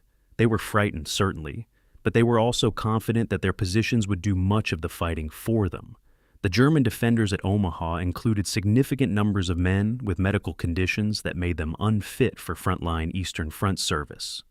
The 352nd Division included what was unofficially called a stomach battalion, men with ulcers and digestive problems who had been transferred to coastal defense duties because they were considered unable to withstand the rigors of combat in Russia. These were not elite troops, not the SS divisions or Panzer Grenadiers who made up Germany's mobile reserves. They were men considered too sick for the real war, now facing the largest amphibious invasion in history. But they had good positions, adequate weapons, and sufficient ammunition. The defenses would do much of the work. The individual quality of defenders mattered less than their willingness to stay in position and fire their weapons. A machine gunner with an ulcer who remains at his post is as deadly as a healthy machine gunner. The Americans would learn this quickly. At 0629 hours, 1 minute before H hour, the German defenders waited. Some prayed, some smoked final cigarettes, some simply stared at the approaching landing craft, trying to comprehend what they were seeing, trying to process that the invasion they had trained for was actually happening. The waiting was almost harder than the combat would be. Waiting gave time to think, to imagine, to fear. Once the firing started, training and discipline would take over, and there would be no time for thought, only action and reaction. The defenders were as ready as they would ever be. The Americans were seconds away from the beach. Everything that both sides had done to prepare for this moment was about to be tested. Within minutes, and Omaha Beach would become what the Germans had designed it to be, a killing ground where the intersection of terrain, fortifications, and fields of fire created conditions almost impossible to survive. The defenders did not know if they would hold. They knew only that they would fight because they had no choice, because orders demanded it, because the alternative was death or defeat. The landing craft were at the waterline now. The ramps were about to drop. The battle for Omaha Beach was beginning. Chapter 9. H hour. The ramps drop. The 6th of June, 1944, 0630 hours, landing craft vehicle personnel. 71, Dog Green Sector, Omaha Beach. Boatswain's mate Raymond Hoffner felt the landing craft's bow scrape sand. He was 50 yards from the beach, farther than planned. Any but an underwater obstacle had punctured another craft just ahead, and he had veered to avoid it. Behind him, Staff Sergeant Ray Lambert, a medic, saw Hoffner reach for the ramp release. Lambert thought, "Not yet, we're too far out, the water will be too deep." But the plan required H-hour precision, and Hoffner's orders were to drop the ramp when the craft grounded. He released the mechanism. The ramp fell forward. Water flooded in. It was chest deep. The first man out was Captain Taylor Fellers, company commander. He took 3 steps down the ramp. The sound arrived a fraction of a second after the impact, a sharp crack. Fellers fell forward into the water. Lieutenant Benjamin Meeks, second in line, tried to go around him. More cracks, more impacts. Meeks fell.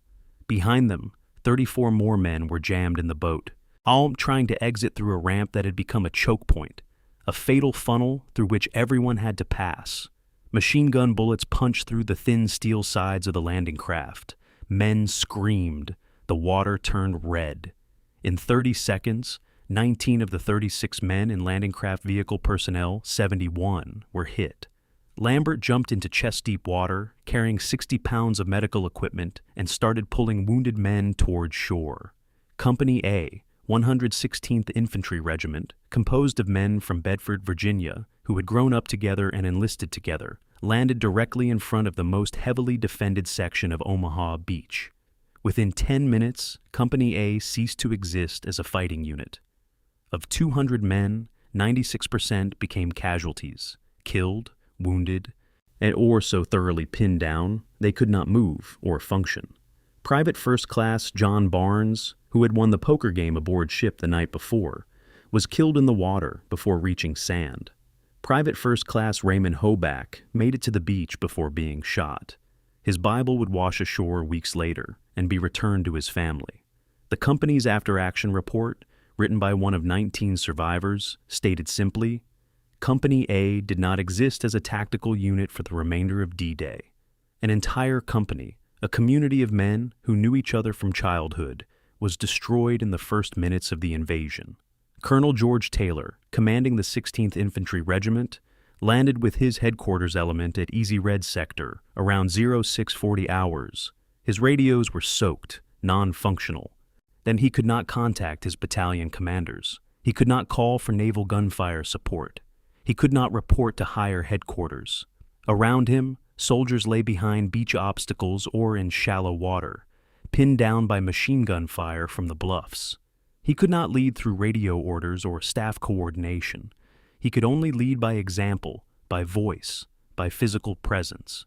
Multiple witnesses independently reported that Taylor stood up, exposed himself to German fire, and shouted, "There are 2 kinds of people who are staying on this beach, those who are dead and those who are going to die. Now, let's get the hell out of here." But without communications, his words reached only the men within shouting distance. Leadership became local, personal, immediate. The invasion plan had anticipated radio coordination between units. The reality was that radios failed when soaked with seawater, and commanders had to lead the way infantry commanders have always led, by being visible, by being brave, by showing soldiers that movement was possible even when it seemed suicidal. 16 engineer gap assault teams were supposed to clear 50-yard wide lanes through beach obstacles in 30 minutes. It was an impossible task, made worse by German fire. Engineers arrived in the same landing craft as infantry, carrying explosives that made them particularly vulnerable. German machine gunners could see them placing charges, could target them specifically. Of 16 gap teams, only 5 managed to blow partial gaps before suffering casualties that made continued work impossible. Engineers suffered 41% casualties in the first hour. Unexploded Bangalore torpedoes and satchel charges littered the beach, creating secondary hazards. Subsequent waves had no cleared lanes to follow. Landing craft crashed into steel obstacles, impaled themselves on wooden stakes topped with mines, or detonated explosives that killed or wounded men before they could exit the craft. The plan had depended on engineers clearing paths through the obstacles. The engineers tried. Many died trying. The obstacles remained, and the beach became a maze of steel and explosive that added to the chaos and casualties. Those who survived crossing the beach reached a low bank of stones at the base of the Bluffs, a shingle embankment 18 inches high that provided cover from flat trajectory machine gun fire, but not from plunging mortar fire. Men piled up behind this minimal shelter. That Sergeant John Robert Slaughter, who had been so seasick during the crossing that he thought death would be preferable, reached the shingle at easy red and counted 40 men in a 30-yard stretch. They were lying prone, some wounded, most simply pinned. No one was moving forward. German mortars were dropping rounds on the seaward side of the shingle, in the impact zone. Moving back toward the water meant crossing the beach under machine gun fire. Staying behind the shingle meant dying from mortar fire eventually. Moving forward up the Bluffs meant assaulting prepared positions without supporting fire. There were no good options. Men were trapped between worse and worst, and the paralysis that seized many soldiers in this situation was not cowardice but rational response to a tactical situation that offered no safe action. They, Father Edward Waters, the chaplain who had heard confessions the night before, landed at Fox Red Sector around 0700 hours. He immediately began moving among wounded men, performing last rites, bandaging wounds, dragging soldiers to whatever cover existed. He wore his chaplain's insignia prominently, a white cross on his helmet. He carried no weapon. He walked upright while men around him crawled. Soldiers screamed at him to get down. He ignored them. He moved methodically from casualty to casualty, doing his job, fulfilling his duty to the wounded, and dying. German machine gunners, for reasons never explained, did not shoot him.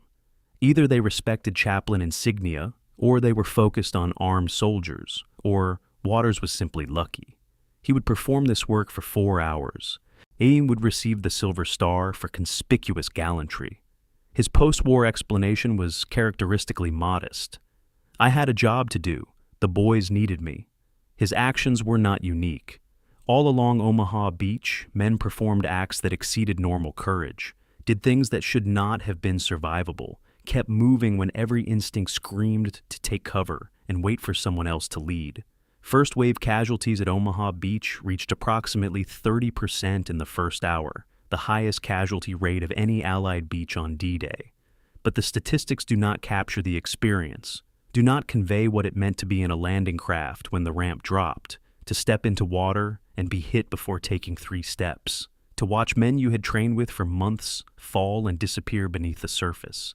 To realize that the bombardment had not worked, that the defenses were intact, that you were on an open beach with no cover and hundreds of yards to cross under fire from positions you could not see, but which could see you perfectly. The plan had assumed that naval and aerial bombardment would suppress German defenses sufficiently to allow the first wave to establish a foothold. The plan was wrong. The defenses were fully operational. The Germans had waited patiently for landing craft to reach the waterline before opening fire, creating maximum effect, maximizing casualties. Everything that could go wrong in the first hour did go wrong, and the men who survived did so through luck as much as skill, and through the random operations of ballistics and blast effect that determined who was standing in the wrong place when a bullet or a shell fragment passed through the space they occupied. Heinrich Severloh at Widerstandsnest, 62, later estimated he fired 12,000 rounds during D-Day, approximately 1,000 in the first hour.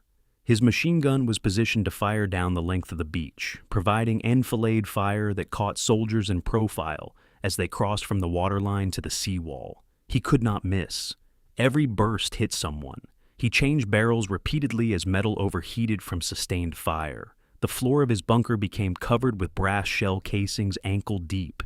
He fired until his shoulder ached, until his hands blistered, until exhaustion made every motion mechanical.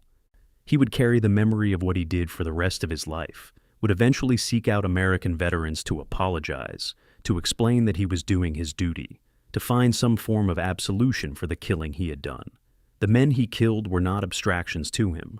He could see them through his sight, could watch them fall, could understand that each burst of fire ended a life. The trauma of the killer is different from the trauma of the survivor, but it is trauma nonetheless.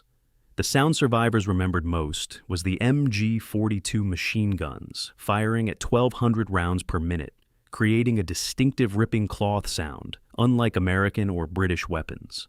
That sound meant German fire, meant someone was shooting at you, meant you needed to find cover or keep moving, because stopping in the open meant dying. The sound was omnipresent during the first hour, coming from multiple positions on the bluffs, creating an acoustic environment of constant threat.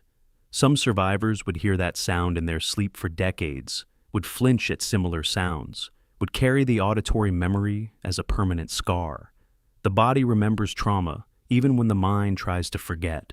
The men who survived Omaha Beach carried their survival for the rest of their lives, carried the knowledge that they had been in the worst place, on the worst beach, on the worst morning, and they had lived when so many others had not. Chapter 10. The Crisis Hour. The 6th of June, 1944, 0745 hours. USS Ancon, 11 miles offshore. Rear Admiral John Leslie Hall, Jr., age 51, stood in the ship's Combat Information Center, staring at a map of Omaha Beach covered with clear plastic, on which junior officers marked positions with grease pencils. The marks represented what they knew, which was almost nothing. Radio reports from the beach were sporadic and contradictory. At 0730, a message had arrived. Boats having difficulty finding gaps and obstacles, heavy casualties. At 0740, another message. Landing craft destroyed by mines and obstacles, troops pinned on beach. At 0745, the most alarming report yet. From an unidentified naval observer, entire operation appears to be failing. Hall had 25,000 more men in follow-on waves scheduled to land in the next 6 hours. He had authority to divert them to other beaches, nay to Utah in the west, or to British beaches in the east. He looked at Major General Clarence Hubner, commander of the 1st Infantry Division, whose men were being slaughtered on a beach neither officer could see. Hubner said, "Keep sending them in, my boys will get off that beach." Hall made the decision at 0747 hours. Continue the assault. He did not know if he had just saved or doomed the invasion. The command ship received fragments of information, pieces of a picture that could not be assembled into coherent understanding. Company A destroyed, engineers unable to clear obstacles, heavy fire from Bluffs, but also some troops moving inland Fox sector, destroyers engaging targets, landing craft still reaching beach. Which reports were current? Which sectors were reporting accurately? Naval Lieutenant Edward Ellsberg, aboard Ancon keeping the operations log, noted, "We are making decisions based on information that is 20 to 45 minutes old. The situation may have changed completely by now, and we wouldn't know." The tyranny of delayed information created a situation where commanders had to make critical decisions based on data they knew was outdated, incomplete, and possibly wrong. The alternative to making decisions on imperfect information was to make no decisions at all, which was worse. Hall chose to continue the assault, based on fragmentary reports and faith that soldiers on the beach could succeed if given enough support and reinforcement. Without orders from higher command, several destroyer captains made independent decisions that would prove critical. Destroyers USS McCook, USS Carmick, and USS Doyle moved into shallow water, at some as close as 800 yards from shore, dangerously close for ships drawing 12 feet of draft. Lieutenant Commander Ralph Ramey, commanding USS McCook, would later testify, "We could see men dying on the beach. We could see the German positions. We had guns. The decision was obvious." The destroyers engaged bunkers at point-blank range with 5-inch guns, firing directly at fortifications they could observe from their bridges. Several German positions were neutralized by destroyer fire. The Navy had been reluctant to bring large ships close to shore because of mines and shallow water. Individual destroyer captains overrode those concerns, accepted the risks, and provided the direct fire support that the battleships and cruisers standing off at 12,000 yards could not deliver with precision. At SHAEF headquarters in Portsmouth, England, at 0830 hours, Admiral Bertram Ramsay, Allied naval commander, received Hall's reports from Omaha. He considered recommending to Eisenhower that Omaha be abandoned and subsequent waves diverted to Utah Beach, where landings were succeeding with light casualties. The discussion among staff officers lasted 20 minutes. The problem with abandoning Omaha was strategic. It would create a 25-mile gap between American and British forces, preventing mutual support and creating an opportunity for German counterattack to split the invasion force. Utah Beach's infrastructure could not absorb the additional traffic. The decision was made: continue Omaha assault. The recommendation never reached Eisenhower, and Ramsay decided the risk of abandonment was greater than the cost of continuing. This decision was made by staff officers in England based on strategic considerations, not by commanders who could see the beach or understand the human cost of the decision. The gap between strategic necessity and tactical reality was never wider than in this moment. Despite the chaos, despite the casualties, landing craft continued delivering troops throughout the morning. The second wave at 0700 hours, the third wave at 0800 hours, the fourth wave at 0900 hours. Coxswain saw destroyed craft and bodies in the water, but followed orders to continue to the beach. Some landing craft offloaded men in 6 feet of water to avoid obstacles closer to shore. Men drowned under equipment weight. But sheer numbers began to accumulate. By 0900 hours, approximately 15,000 American soldiers were on Omaha Beach or in the water approaching it. Most were pinned down, unable to move, but some small units were finding ways forward. The Germans, who had been firing continuously for 2.5 hours, were running low on ammunition in some positions. Resupply was impossible because roads behind the beach were under American artillery fire, called in by naval observers. German firepower was beginning to diminish, not because positions were destroyed, but because they were running out of ammunition. Robert Capa, Life magazine photographer, landed at Easy Red Sector around 0945 hours. His camera was one of the few working recording devices on the beach. He took 106 photographs in approximately 1 hour. When the film was developed in London, a darkroom technician, working under time pressure to process the images quickly, applied excessive heat. All but 11 frames were destroyed. Those 11 surviving images, blurred and grainy from the heat damage and from Capa's hands shaking while he photographed, became the iconic visual record of Omaha Beach. Capa's written dispatch, filed later, contained one sentence that captured the experience. "I was shooting from the sardines' point of view." He was not an observer documenting the battle from safety. He was in it, as vulnerable as any soldier, photographing while trying not to be killed. His survival was luck. His photographs were accident. But together they created the visual memory of Omaha that would be seen by millions who were not there.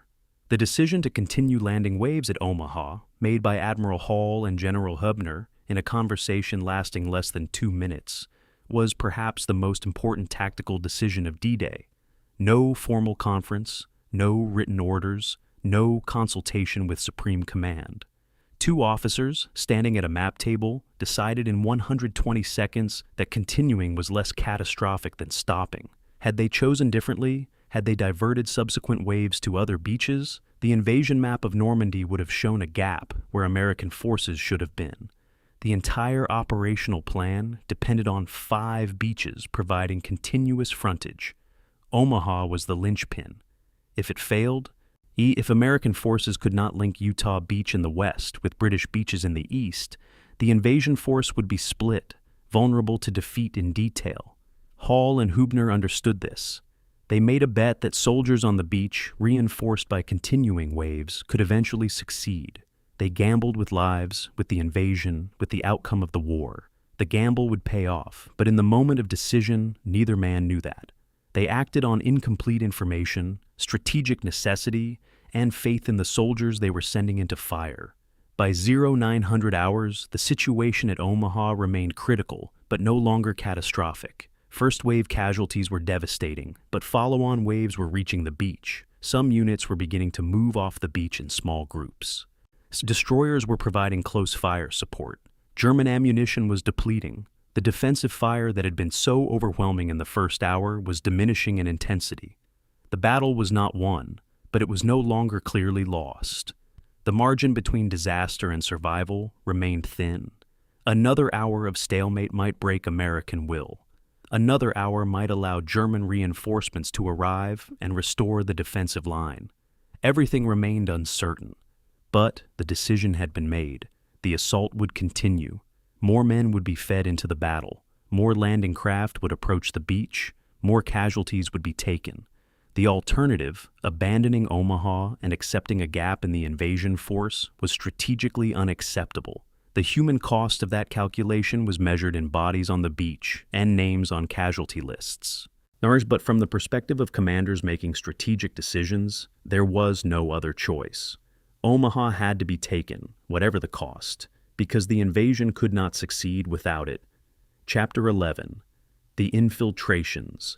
The 6th of June, 1944. 0920 hours. Base of the Bluff. Easy Red Sector, near the Easy 1 draw. Colonel George Taylor crouched behind a destroyed Sherman tank with 5 soldiers he did not know. Men from different companies mixed together by the chaos of the landing. They had been pinned here for 90 minutes. The shingle bank behind them offered no real protection from German mortar fire.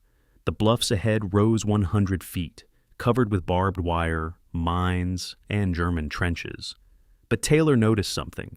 There was a fold in the ground approximately 100 yards to the right, and a natural depression where the bluff was slightly less steep, and vegetation provided some concealment.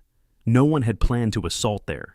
It was not one of the 5 designated exits, but it was there, a potential route that existed because of terrain, not because of plans. Taylor pointed. "That's our way up," he said. He did not wait for approval or reinforcement. He stood up, exposed himself to German fire, and started walking toward the depression. The 5 soldiers followed him. 1 was hit and fell. The other 4 kept moving. This moment, 1 colonel and 5 soldiers choosing an unplanned route because it was there, was happening simultaneously at multiple points along Omaha Beach. The breakthrough was beginning, not as a coordinated assault, but as a dozen separate improvisations by small units who stopped waiting for orders and started moving. Lieutenant John Spaulding, Company E, 16th Infantry, led 32 men up a gully between wider stands in St. 60 and 61 at 0935 hours. His group used Bangalore torpedoes, explosive-filled pipes, to blast through 3 belts of barbed wire. German defenders in trenches above did not see them until too late. The smoke from ongoing naval bombardment created concealment. The Germans had been firing continuously at targets on the beach and were focused downward, not on their flanks. Spaulding's group reached the top of the bluff at 0955 hours. They were the first Americans to breach the German defensive line at Omaha Beach. Spaulding's radio was broken. He could not report this success. His men started firing into German trenches from behind, creating confusion, forcing defenders to face threats from multiple directions. The breakthrough was local, limited, accomplished by 1 platoon, but it proved that penetration was possible, that the German line was not impermeable. Brigadier General Norman Cota, Assistant Division Commander of the 29th Division, age 51, landed at 0730 hours and spent 2 hours organizing scattered soldiers. At 0930 hours, he led an ad hoc group of Rangers and infantry toward the Dog 1 draw at Vierville, the westernmost beach exit. It was heavily defended. Cota personally led the assault, walking upright, rallying men by example. His reported words, documented by multiple witnesses: "Rangers that lead the way." This phrase would become the Ranger motto. By 10:30 hours, the draw was partially cleared. vehicles could begin moving inland. Coda's leadership was not about tactical brilliance. It was about being visible, being brave, showing soldiers that movement was possible if someone went first. The men who followed him did so because they saw a general exposing himself to the same fire they faced, because example is more powerful than orders. Sergeant Philip Strechik discovered a narrow ravine between strong points that did not appear on any map. It was overgrown with brush, too steep for most troops carrying full equipment, but it was there, and it was undefended because the Germans apparently had not considered it a viable route. Strechik led 15 men up this ravine, using tree roots as handholds, climbing slowly and exhausted from the ascent. They reached the top at 10:05 hours, 400 yards behind the German front line. Strechik had no map, no compass, no radio contact. He did not know where he was. He knew only that he was up, that he had gotten off the beach, that German positions were now accessible from behind. He started attacking rearward positions, forcing Germans to divert attention from the beach to protect their flanks. At Widerstands Nest 62, Heinrich Severloh noticed around 1000 hours that Americans were appearing on his flanks and behind positions. Small groups, not coordinated, but they were getting through the defensive line. His ammunition supply, which had seemed infinite in the early morning, was running low. He had fired thousands of rounds. Some bunkers were reporting Americans at their rear entrances. The defensive line was not collapsing, but it was being penetrated at multiple points. Severloh radioed his company commander. "Americans in our rear area, situation unclear." He received no useful response. German communications were fragmenting as American forces cut telephone lines and captured observation posts. The defensive system that had been so effective when coordinated was beginning to fragment into isolated strong points fighting independently. Staff Sergeant Ray Lambert, the medic who had jumped from Landing Craft Vehicle Personnel 71 in the first minutes of the assault, had been treating wounded continuously for nearly 4 hours.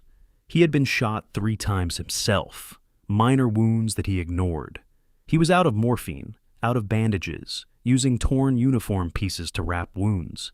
He found a young soldier, gut shot, arm beyond saving with the medical supplies available. The soldier asked if he would be okay.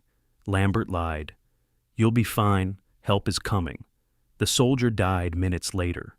Lambert would treat 37 wounded men on D-Day. He would receive the Silver Star.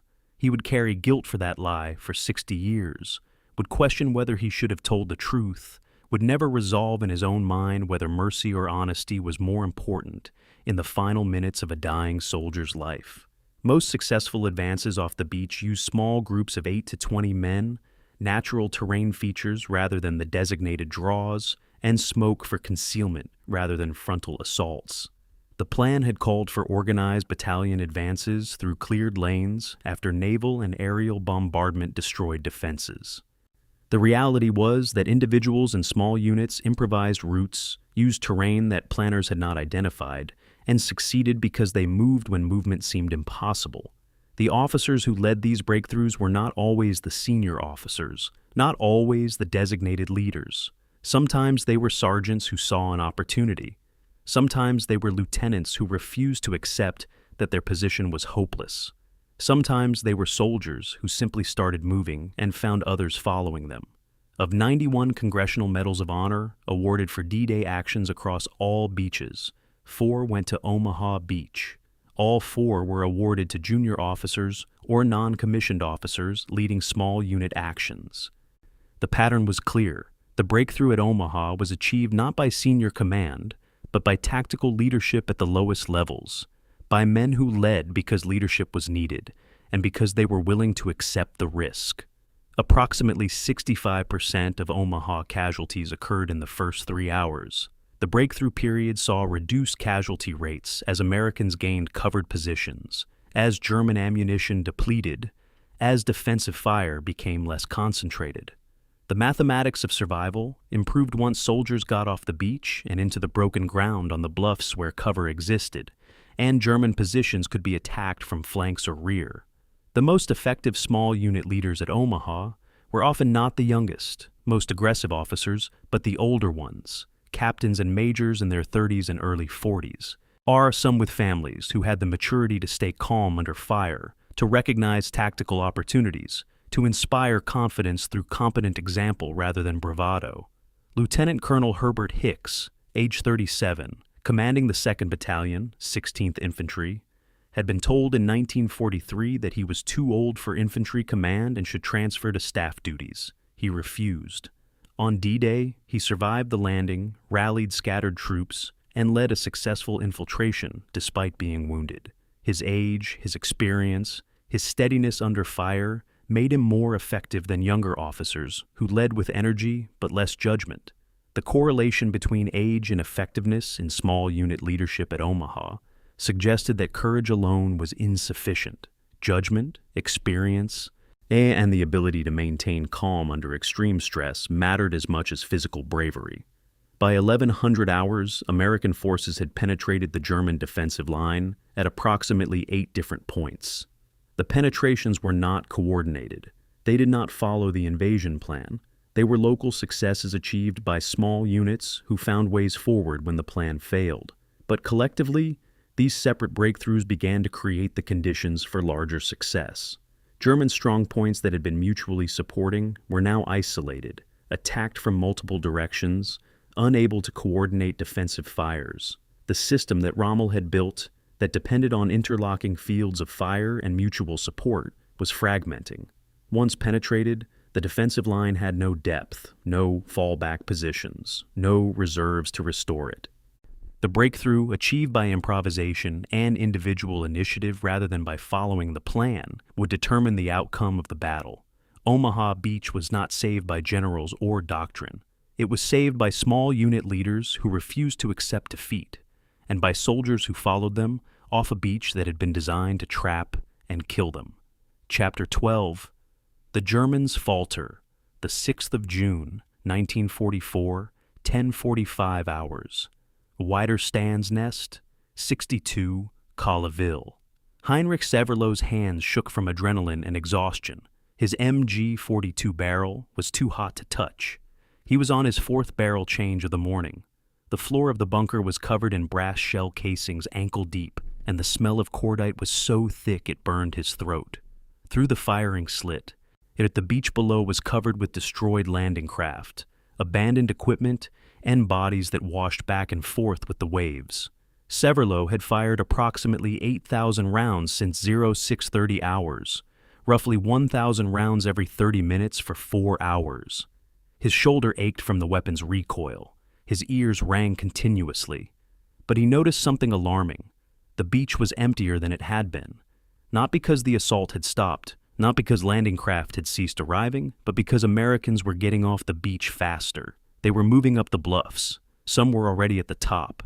Behind him, someone shouted. He turned. An American soldier was in the trench 20 feet away, throwing a grenade. Severlow ducked. The grenade detonated outside the bunker, their fragments clanging against concrete but not penetrating. The Americans had reached Wider Stand's Nest 62, the strongest position on Omaha Beach. The defensive line was collapsing. German strongpoints across Omaha Beach were experiencing the same crisis: ammunition exhaustion. Positions had been supplied with substantial ammunition, but not unlimited quantities. Machine guns that had fired continuously for 3.5 hours were running dry. At Wider Stand's Nest 65, an Osttruppen squad reported their MG-42 ammunition was exhausted.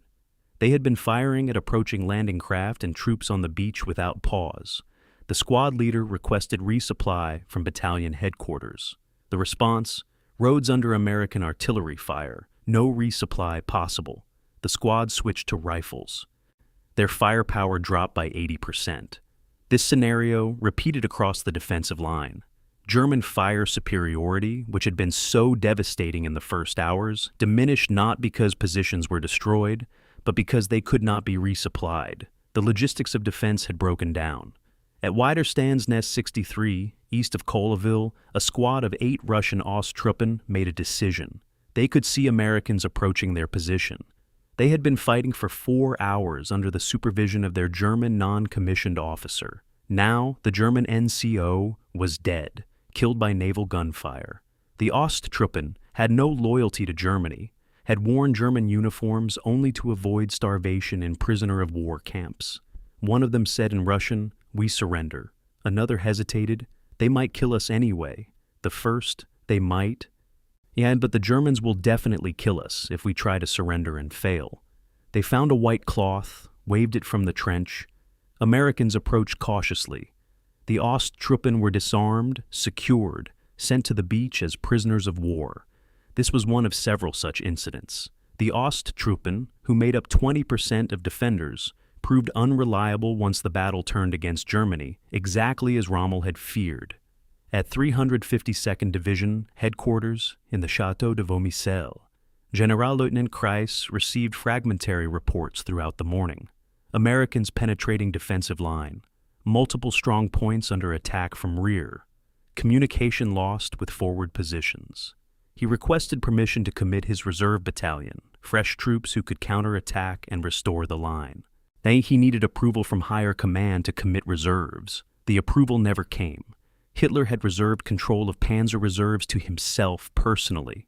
He was asleep at Berchtesgaden. No one would wake him to discuss Normandy. Staff officers were reluctant to commit armor without Führer approval. Kreis's infantry reserve was too small to counterattack without armor support. He issued orders to hold present positions. His subordinates understood the reality. Reinforcements were not coming. They were on their own. By 1100 hours, German strongpoints were fighting independently. Communication trenches between positions had been cut by American infiltration. Radio contact was sporadic. Each bunker was an island, isolated, unable to coordinate with neighboring positions. At Widerstands Nest 62, at Severlo could see American soldiers moving freely between German positions, attacking rear entrances of bunkers, forcing defenders to fight in multiple directions. His field of fire was increasingly blocked by smoke and burning grass. He transitioned from offensive fire against men on the beach to defensive fire against Americans approaching his position. The reversal was psychological as much as tactical. For hours he had been hunting targets. Now he was the hunted. Gefreiter Klaus Wegner, age 18, part of the Widerstands Nest 60 garrison, wrote a final note during a brief lull in fighting around 11:30 hours. It was found on his body after the position was captured. The note, addressed to his mother in Dortmund: "The Americans are very close. We have been brave. I am not afraid. Tell Greta I thought of her. I love you. Ah, Mama." He signed it, folded it, placed it in his breast pocket. He was killed 20 minutes later in the final assault on Widerstands Nest 60. The note was eventually returned to his family in 1948 through international efforts to repatriate personal effects. The young German's final words were not about ideology or Hitler or the Third Reich. They were about mother and girlfriend, about love and reassurance, about trying to comfort his family even as he faced death. The universality of such sentiments, the essential humanity that persists even in the machinery of war, reminds us that the men fighting on both sides were not abstractions or statistics, but human beings with families, with fears, with the desire to be remembered as brave. German casualties at Omaha by noon reached approximately 400 to 500, killed, wounded, or captured from an initial force of 7,800. The casualty percentage was not catastrophic, but the impact on defensive capability was severe because casualties were not distributed evenly. Some positions remained fully manned, others were reduced to a few survivors. Communication breakdown meant that positions with ammunition could not support positions without. The defensive system required coordination. Without it, strong points fell sequentially as Americans concentrated force against isolated positions. The German defensive manual for beach fortifications included specific instructions for abandoning positions and conducting fighting withdrawals to secondary defensive lines. These orders were never executed at Omaha. No secondary defensive line existed. Rommel's strategy had been defeat them at the waterline, or not at all. There was no Plan B, no fallback positions, no rehearsed withdrawal routes, no rally points. When strong points were penetrated, defenders had nowhere to go. They fought until overrun or surrendered because they had no alternative. The absence of defensive depth, a conscious strategic choice by Rommel, meant that once the crust was broken, nothing existed behind it. The forward defense doctrine that had seemed so logical when planning against amphibious assault became a fatal weakness once the assault succeeded in penetrating that forward line. At Wider Stand's Nest 62, around 11:50 hours, Severlo received orders to withdraw. American forces were surrounding the position. Remaining meant capture or death. Leahy and the surviving members of his squad abandoned their bunker, moving through communication trenches toward the rear.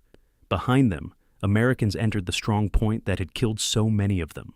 Severlo would escape, would survive the war, would eventually write his memoir and testify about D-Day. His machine gun position at WN-62 had been perhaps the single deadliest individual fighting position on Omaha Beach. He estimated he killed or wounded 1,000 to 2,000 Americans during the day. The number is probably exaggerated, but even if the true figure was half that, his contribution to German defense was significant. He would carry the memory of what he did for the rest of his life, would seek forgiveness from American veterans, would try to reconcile his duty as a soldier with the human cost of his effectiveness.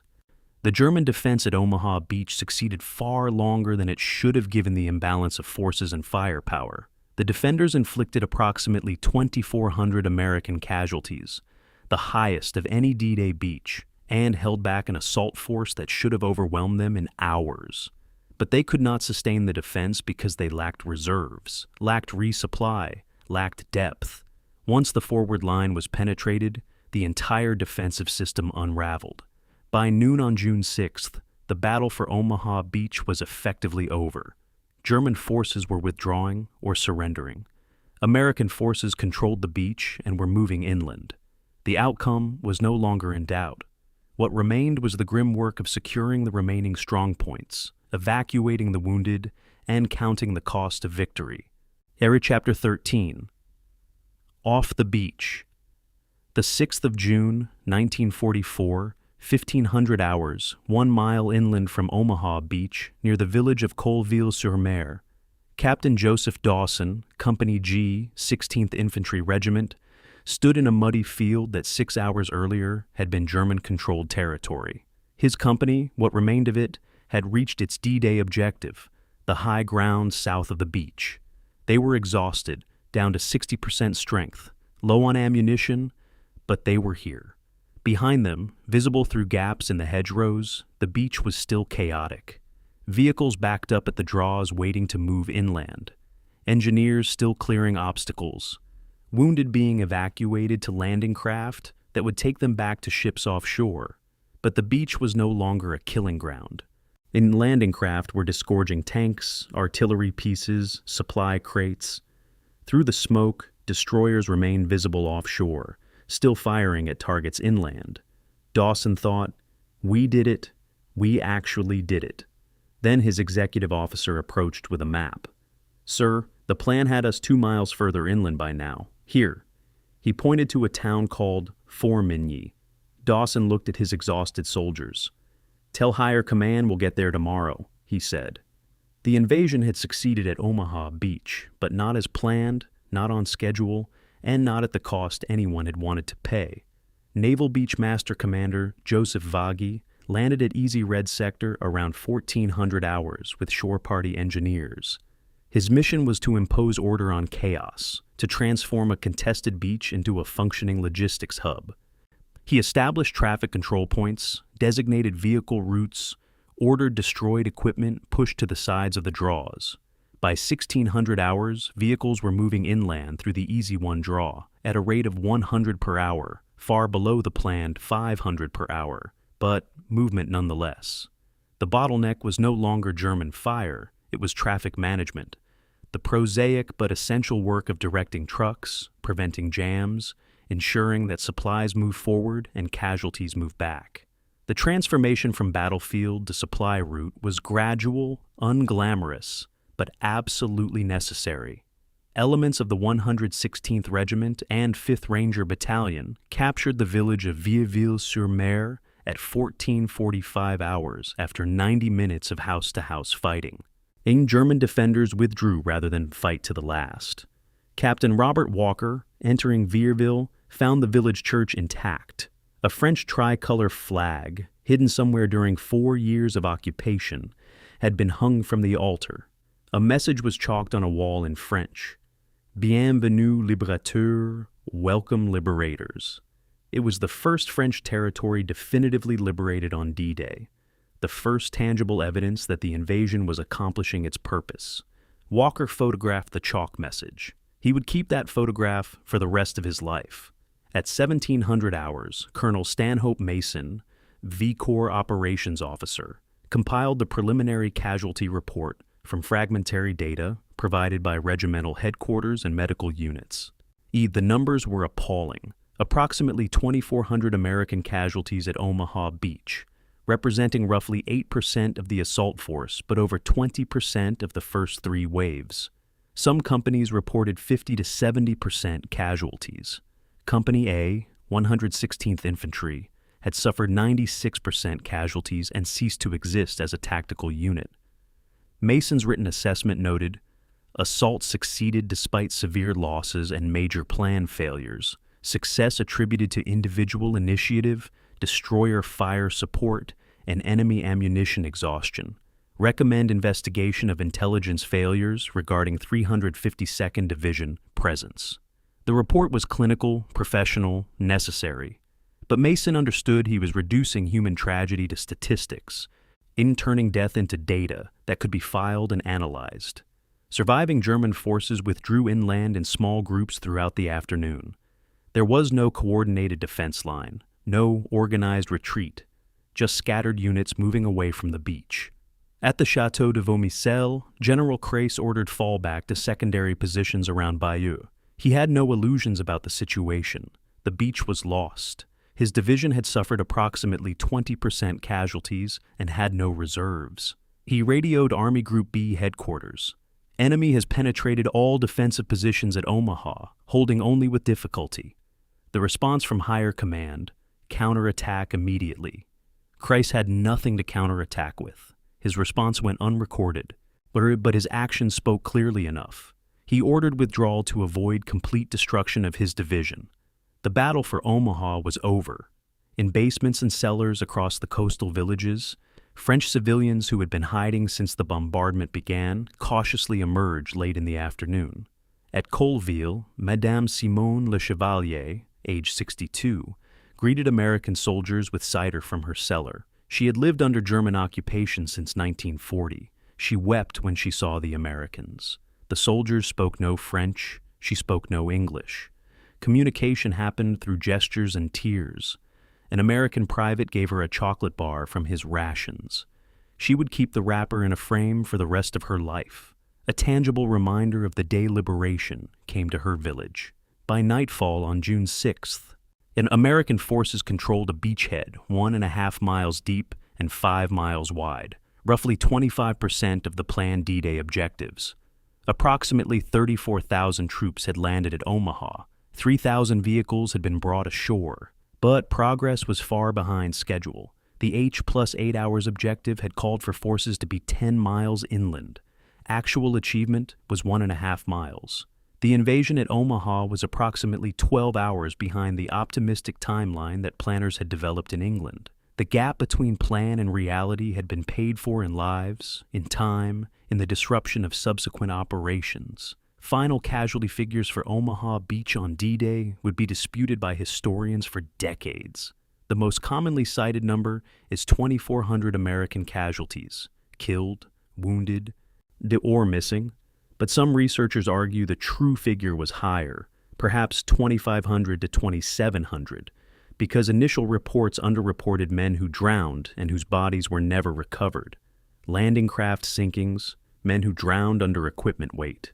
Soldiers swept away by currents created a category of missing that never appeared definitively in either hospital records or burial reports.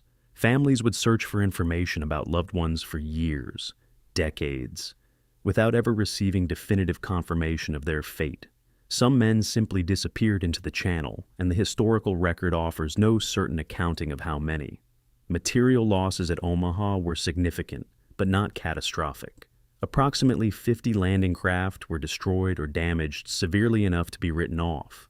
10 tanks were lost. Most of them DD amphibious tanks that sank during launching. Countless small arms, radios, and equipment were lost in the water or abandoned on the beach. But the losses were replaceable. The landing craft could be salvaged or written off and replaced from production. Equipment could be reissued. What could not be replaced were the men, the soldiers who died in the water or on the beach, who would never return to families waiting in small towns across America.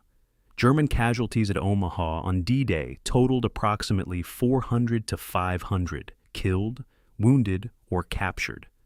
French civilian casualties from the bombardment and fighting are difficult to determine with precision. Some civilians died in their homes from naval shells that fell inland of the beach. Others were killed by stray rounds or fragments. The exact number is unknown, but it was not insignificant. Liberation came with a cost to the people being liberated, a reality often overlooked in celebrations of victory. The achievement at Omaha Beach was real, but limited. The assault force had taken the beach and established a foothold inland, but they had not achieved the breakthrough that would allow rapid exploitation. The narrow beachhead meant that subsequent operations would be constrained by limited space and inadequate exit capacity. The 5 draws could not support the traffic volume that the invasion required. Engineers would need to blast additional exits through the bluffs, to create roads where none existed, to expand the funnel through which supplies and reinforcements had to flow. The beach was taken, but taking it was only the first step. Making it useful, transforming it from a piece of captured ground into a functional logistics base, would require days of additional work. Victory at Omaha was measured not in ground gained, but in the fact that American forces remained on the beach at nightfall, that they had not been thrown back into the sea, that they would be able to continue the campaign. It was survival, not triumph, but survival was sufficient because it kept the invasion alive. Chapter 14. The night after the 6th of June, 1944, 22:45 hours. A field hospital in an apple orchard 1 mile inland from Omaha Beach. Captain John Donovan, medical officer, 1st Infantry Division, performed his 22nd surgery of the day by lantern light and the distant glow of burning vehicles on the beach below. The patient was a 19-year-old private from Alabama with a sucking chest wound, a penetrating injury that allowed air into the chest cavity and threatened to collapse the lung. Donovan had been a surgeon for 9 years, had trained at respected hospitals, had performed hundreds of operations. Nothing had prepared him for this. Operating on a barn door placed across sawhorses, using instruments sterilized in boiling seawater, working by inadequate light while artillery still rumbled in the distance. The private's breathing was labored. Chest wounds had a 40% survival rate in field conditions. Donovan worked carefully, closing the wound, inserting a drainage tube fashioned from rubber hose salvaged from a destroyed vehicle. The private would survive, would return to Alabama in 1945. But now, at 22:45 hours on June 6th, in this orchard that smelled of apples and blood and antiseptic, all Donovan could do was work. 37 more wounded men waited outside his tent in the darkness, hoping for treatment, hoping to live until morning. Graves registration teams moved along the beach between 1900 and 2300 hours, beginning the grim work of identifying and processing American dead. Lieutenant Francis Xavier Driscoll supervised a detail at Dog White Sector. Each body was searched for identification, dog tags, letters, photographs. Personal effects were collected, inventoried, sealed in bags for eventual return to families. Temporary graves were dug above the high tide line, shallow excavations that would serve until permanent cemeteries could be established. A chaplain, Father Edward Waters, who had moved among the wounded during the assault, now performed abbreviated burial services. He would conduct 14 such services before midnight. Each took approximately 5 minutes. He recited the same prayers each time, but his voice broke on the 11th burial when he recognized the soldier as someone he had spoken with aboard the ship. The dead were not abstractions to him. They were individuals whose confessions he had heard, whose fears he had tried to ease, whose deaths he now had to acknowledge and consecrate. Approximately 300 German prisoners of war captured during the day were held in a temporary enclosure, barbed wire strung between posts in a field near Colville. They were guarded by a platoon of military police. The Germans were ordered to dig latrines for their own use, to establish basic sanitation in the enclosure. An American sergeant noted in his log, "POWs quiet and cooperative. Several Osttruppen requested to join American Army to fight Germans. Request denied per regulations." The irony was not lost on anyone. Russian soldiers in German uniforms, captured by Americans in France, now requesting to switch sides again and fight against the power that had conscripted them. The war had created these absurd situations, had turned men into pieces in games played by governments, had forced individuals into uniforms they did not choose to fight for causes they did not believe in. At 2200 hours, Major General Garreau held a commander's conference in a damaged French farmhouse that served as the temporary V Corps command post. Regimental and battalion leaders reviewed the day. Objectives missed, casualties absorbed, reorganization needed. But also, the beach was held, reinforcements were landing, German counterattack had not materialized. Garreau's guidance was direct. Dig in, consolidate, resume offensive operations at 0700 tomorrow. Colonel George Taylor, who had been awake for 22 hours, who had led men off the beach through personal example, asked, "What if the Germans counterattack tonight?" Garreau's response was pragmatic. "Then we hold. We have no choice." The meeting lasted 30 minutes. Everyone was too exhausted for extended discussion. Plans were made, orders were issued, and officers returned to their units to prepare for whatever the night might bring. All along the new American line, soldiers tried to sleep in foxholes, in ruins, in hedgerows. Most could not, and some were kept awake by adrenaline that refused to subside, some by the cold, their uniforms still wet from the landing, some by recurring images of what they had seen on the beach, visions that would return unbidden for years. Corporal Robert Sales, whose wife had written to tell him she was pregnant, sat in a foxhole writing a letter by moonlight. "Dear Anne, I can't tell you where I am or what we did today, but I'm alive. I miss you. I'm coming home. Love, Bob." He folded the letter, put it in his pocket. Censorship regulations prevented him from mailing it for 3 more days, but writing it helped.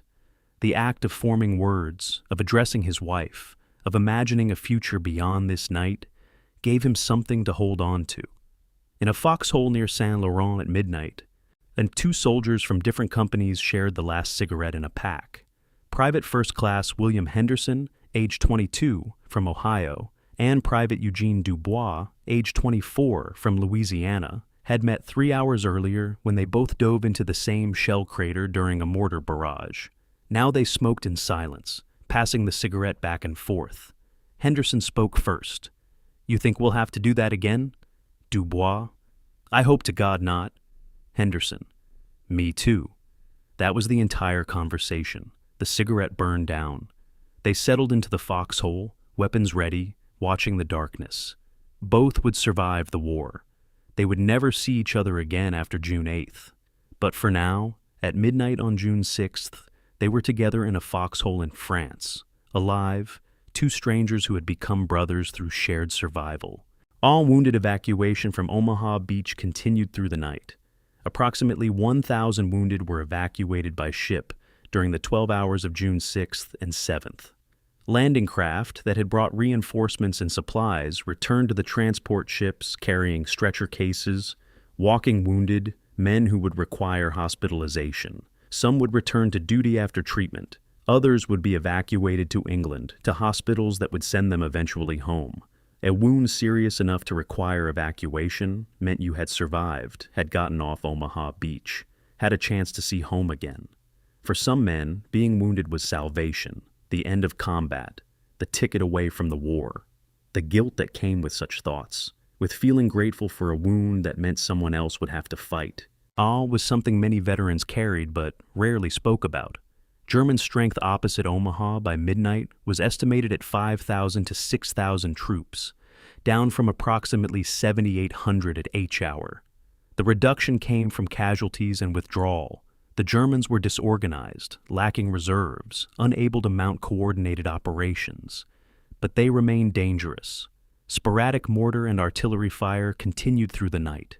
German gunners firing at suspected American positions, at the beach, at the draws where they knew supplies were being moved. This harassment fire caused an additional 50 to 75 casualties overnight. Men who survived the assault only to be killed or wounded while consolidating the beachhead. Temperature dropped to 54 degrees Fahrenheit overnight, and many soldiers were still in wet uniforms from the landing. Hypothermia became a concern for wounded who could not move, for soldiers who had lost equipment, including dry clothing. Medical officers treated cases of exposure alongside combat wounds. The cold was not deadly by itself, but combined with exhaustion, dehydration, and shock, it added another layer of misery to men who had already endured more than most humans experience in a lifetime.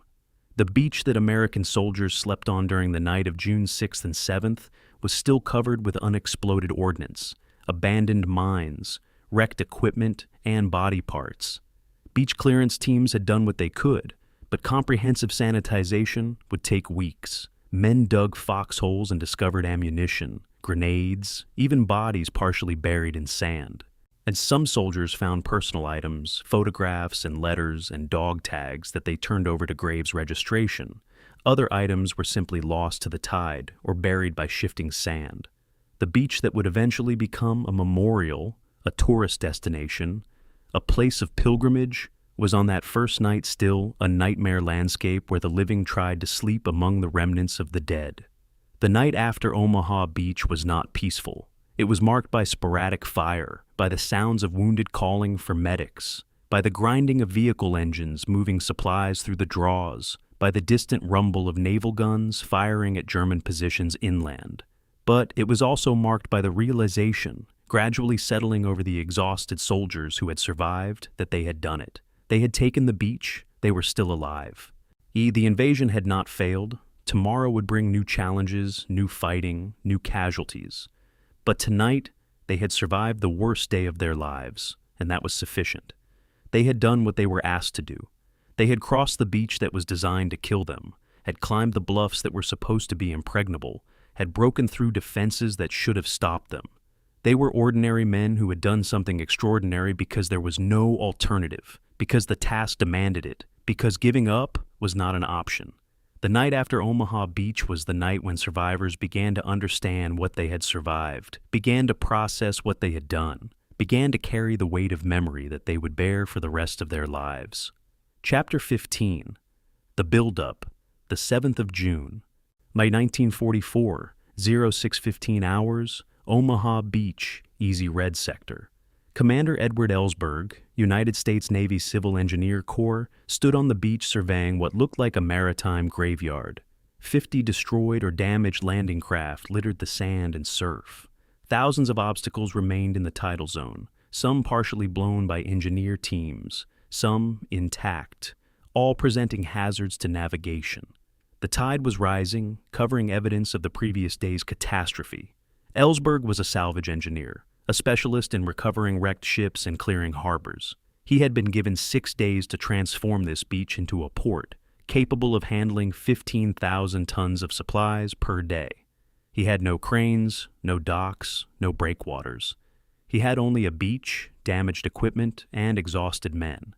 He began issuing orders: drag wrecked landing craft above the tide line, use them as improvised breakwaters, clear obstacles and systematic lanes. Establish vehicle hard stands on the bluffs where trucks could park without sinking into mud. It was not glamorous work. No one would write songs about bulldozer operators or stevedores. But without this work, the armies that would liberate France could not be supplied. Ellsberg checked his watch. H plus 23 hours since the first wave landed. He estimated 144 more hours to make the beach functional. He started walking, clipboard in hand, turning chaos into logistics. Between June 8th and 9th, components of the artificial Mulberry Harbor began arriving offshore, massive concrete caissons, each the size of a 5-story building. They were towed across the channel and positioned off Omaha Beach. Floating piers, roadways, and breakwater sections followed. The Mulberry Harbor was an engineering marvel, a temporary port assembled from components manufactured in England and towed to France. Navy construction battalions worked 18-hour days sinking caissons to create breakwaters, positioning floating piers that could rise and fall with the tide, connecting roadways that would allow vehicles to drive from ship to shore without using landing craft. By June 12th, Mulberry A, the designation for the Omaha Harbor, was partially operational. It would handle 6,000 tons of supplies daily until destroyed by a severe storm on June 19th. The storm would demolish the artificial harbor in less than 48 hours, all proving that nature could accomplish what the Germans could not. But while it functioned, the Mulberry Harbor demonstrated that engineering imagination could overcome geographic limitations.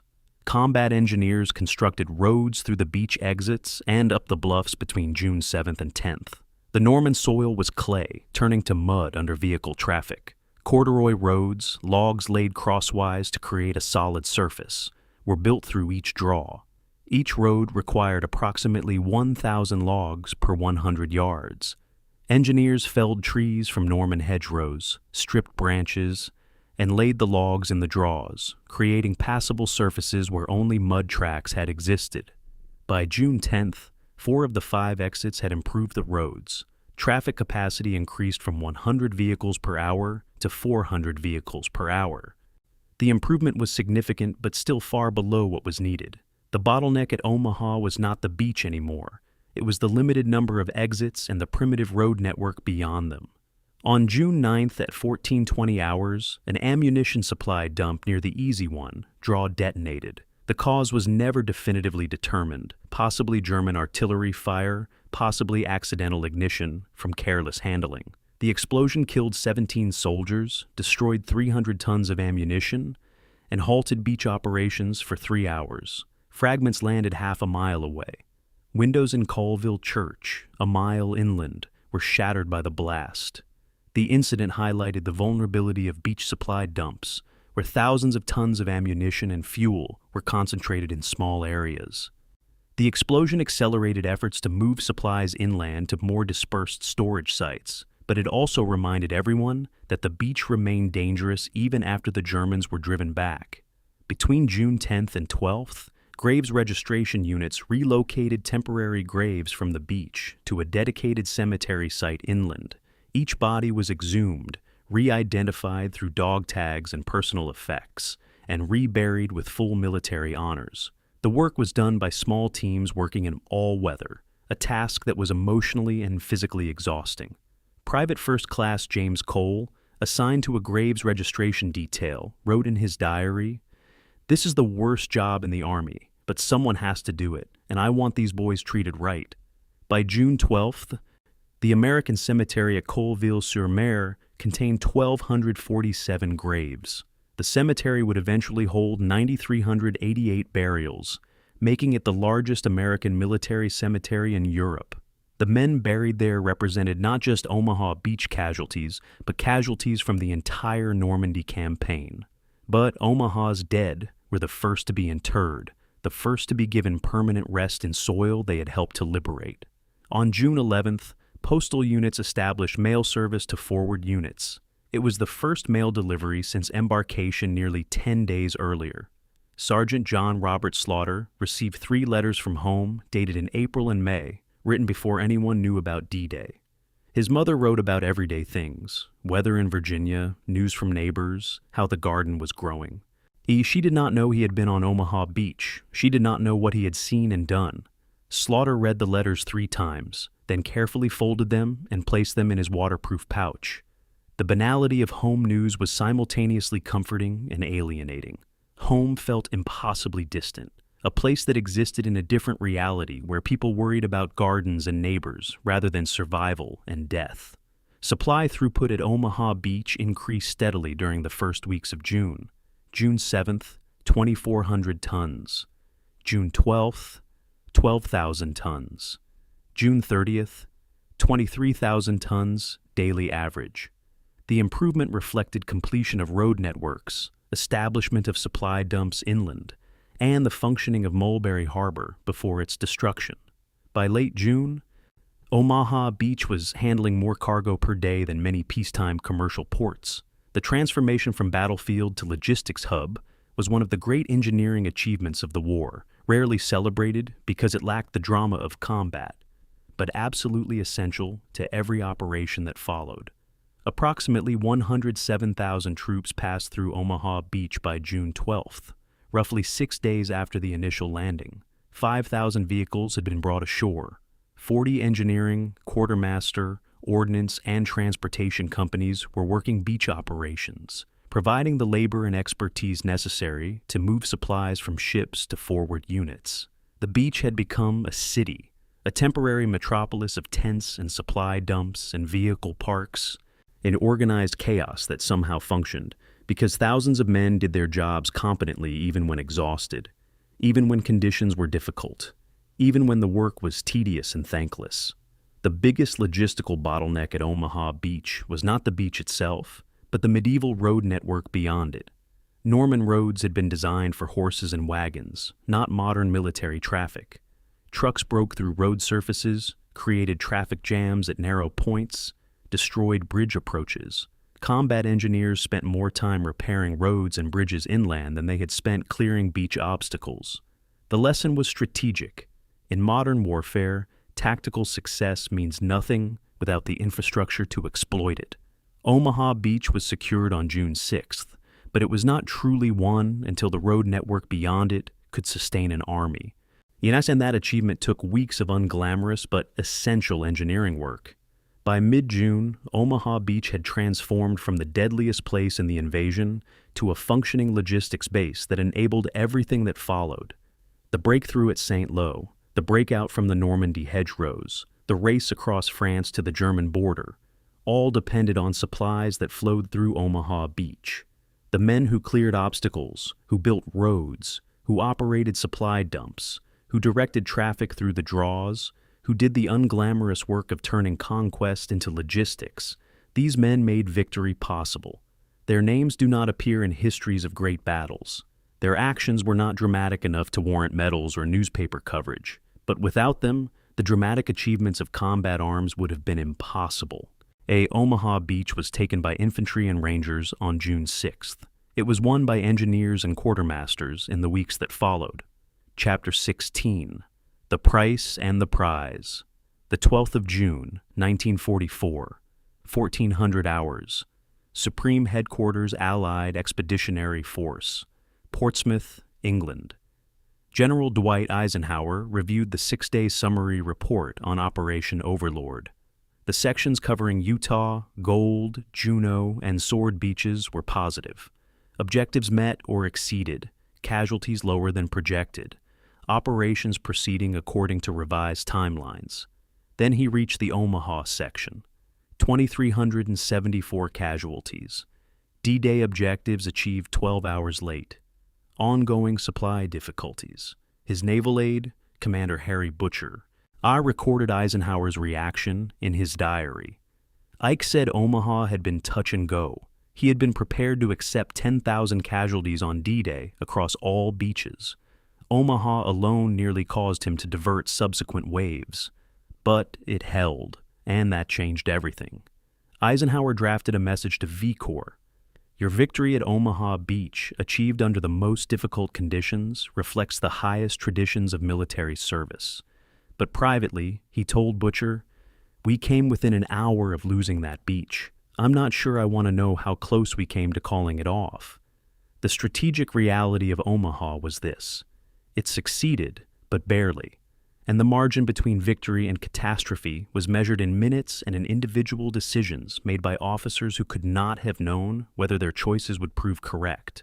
At Omaha Beach, casualties on D-Day totaled 2,374 Americans killed, wounded, or missing. Utah Beach, by contrast, suffered 197 casualties. British and Canadian beaches combined suffered approximately 3,000 casualties. Omaha represented roughly 40% of American D-Day casualties, despite being one of 5 assault beaches. The disparity was explained by multiple factors. Omaha faced the strongest German division, the worst terrain, the most complete defensive preparation. but the numbers raised a question that would be debated by military historians for decades. Was Omaha necessary? Strategic analysis concluded yes. Without Omaha, a 25-mile gap would exist between American and British forces, and preventing mutual support and creating opportunity for German counterattack to split the invasion force. Omaha's capture, however costly, was strategically essential. The sacrifice was not in vain, but it was real, and it was heavy. Captured German officers provided their assessment of the battle in interrogations conducted between June 7th and 10th. General Major Dietrich Kreis, commander of the 352nd Infantry Division, captured on June 9th, stated, "We believed we had stopped the invasion at Omaha for perhaps 3 hours. Then the sheer weight of your forces prevailed. You had unlimited artillery from ships. We had what we carried. Once our ammunition was exhausted, we could not hold." Another officer, whose name was redacted in the intelligence report, observed, "Your soldiers showed incredible determination. They came forward despite losses that should have broken any attack." The German perspective confirmed what American commanders understood. They had inflicted maximum casualties, but could not sustain defense without resupply and reinforcement. The battle had been lost, not because German soldiers failed, but because the defensive system could not be sustained against an enemy with superior resources and the willingness to accept heavy casualties to achieve objectives. The German 352nd Infantry Division ceased to exist as a combat-effective formation by June 15th, 9 days after D-Day. It lost approximately 60% of its strength in continuous fighting. Survivors were absorbed into other units. The division designation was removed from the order of battle. General Lieutenant Kreis, who had commanded the defense at Omaha, was killed by artillery fire on August 2nd, 1944, while attempting to organize a defensive line near Caen. The unit that made Omaha so costly was itself destroyed by the force it briefly held back. The irony was not lost on American commanders who studied the battle. The defenders had achieved a tactical success on June 6th that delayed but did not prevent their strategic defeat. Allied planners had expected to capture Caen, 10 miles inland from the British beaches, by D-Day evening. Caen was not captured until July 9th, 5 weeks late. Omaha's delayed capture contributed to this timeline slippage, but was not the only factor. German resistance across the entire Normandy front was stronger than anticipated. However, Omaha's establishment as a logistics hub meant that when the breakout finally came in late July during Operation Cobra, American forces had the supply base to sustain deep penetration into France. Omaha's logistical capacity, averaging 23,000 tons daily by July, made possible the subsequent rapid advance across France. The beach that nearly failed became the foundation of operational success in subsequent campaigns. On July 12, 1944, Mrs. Raymond Hoback of Bedford, Virginia, received a telegram from the War Department. "The Secretary of War desires me to express his deep regret that your son, Private First Class Raymond S. Hoback, has been reported missing in action since 6 June in France." Her son was part of Company A, 116th Infantry Regiment, and the Bedford boys decimated on Dog Green Sector. She would not learn he was killed until his body was identified in August through dental records and dog tags. Bedford, population 3,200, lost 19 sons on D-Day, the highest per capita loss of any American community. The town would eventually build a memorial. Raymond Hoback's Bible, found on the beach by a soldier weeks after D-Day, was returned to his family. It sits now in the Bedford D-Day Memorial, a testament to one life among thousands lost, one family among hundreds devastated, one community among many that paid the cost of victory. By June 30th, Allied forces had landed 850,000 men, 148,000 vehicles, and 570,000 tons of supplies through the Normandy beaches. Omaha handled approximately 35% of American throughput during this period. The logistical achievement was staggering in scale, unprecedented in military history, but it came at a cost. The Battle of Normandy from June 6th to August 25th cost approximately 425,000 Allied casualties, killed, wounded, or missing. Omaha's D-Day toll of 2,374 represented half of 1% of the total Normandy casualties, but opened the door for everything that followed. German strategic failure at Normandy stemmed from Hitler's insistence on no retreat. German forces had to hold forward positions without reserves, without the ability to trade space for time, without the flexibility to conduct mobile defense. The result was a brittle defensive system that, once penetrated, it could not be restored. Rommel's Atlantic Wall concept depended on stopping the invasion at the waterline. When that failed at Omaha and the other beaches, Germany had no effective plan B. The reserves that might have counterattacked were held inland by Hitler's personal control. The panzers that might have restored the situation could not move in daylight under Allied air superiority. German defensive doctrine created the conditions for catastrophic failure once the initial defense was breached. The soldiers who landed in the first wave at Omaha Beach came disproportionately from small-town America and National Guard units. The 29th Division's 116th Regiment drew heavily from Virginia towns, Bedford, Lynchburg, Roanoke. These were not professional soldiers, but citizens who had enlisted or been drafted. They trained together in hometown units and died together on a French beach. When Company A was destroyed on Dog Green, it was not just military casualties. It was the near destruction of Bedford's young male population. The human cost of Omaha fell hardest on small communities that had sent their sons to war together, communities that would forever carry the scars of that single morning's losses. The question of whether Omaha Beach could have been taken with fewer casualties has no definitive answer. Better intelligence about the 352nd Division's presence might have changed the plan.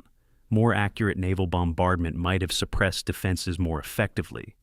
Closer destroyer support from the beginning might have neutralized bunkers earlier, but military operations are not engineering problems with optimal solutions. They are contests between human organizations operating under uncertainty, stress, and imperfect information. Omaha succeeded because enough men kept moving forward despite casualties, because small unit leaders improvised when plans failed, because destroyer captains ignored doctrine to provide close support, because the German defensive system exhausted its ammunition and could not be resupplied. The victory was achieved through determination, improvisation, and the willingness to accept casualties to achieve objectives. Whether it could have been done better is debatable. That it was done at all, given the circumstances, represents an achievement worth remembering and studying. Chapter 17. The Living and the Dead. The 6th of June, 1984, Normandy American Cemetery, Colville-sur-Mer, and President Ronald Reagan stood at a podium overlooking Omaha Beach 40 years after D-Day.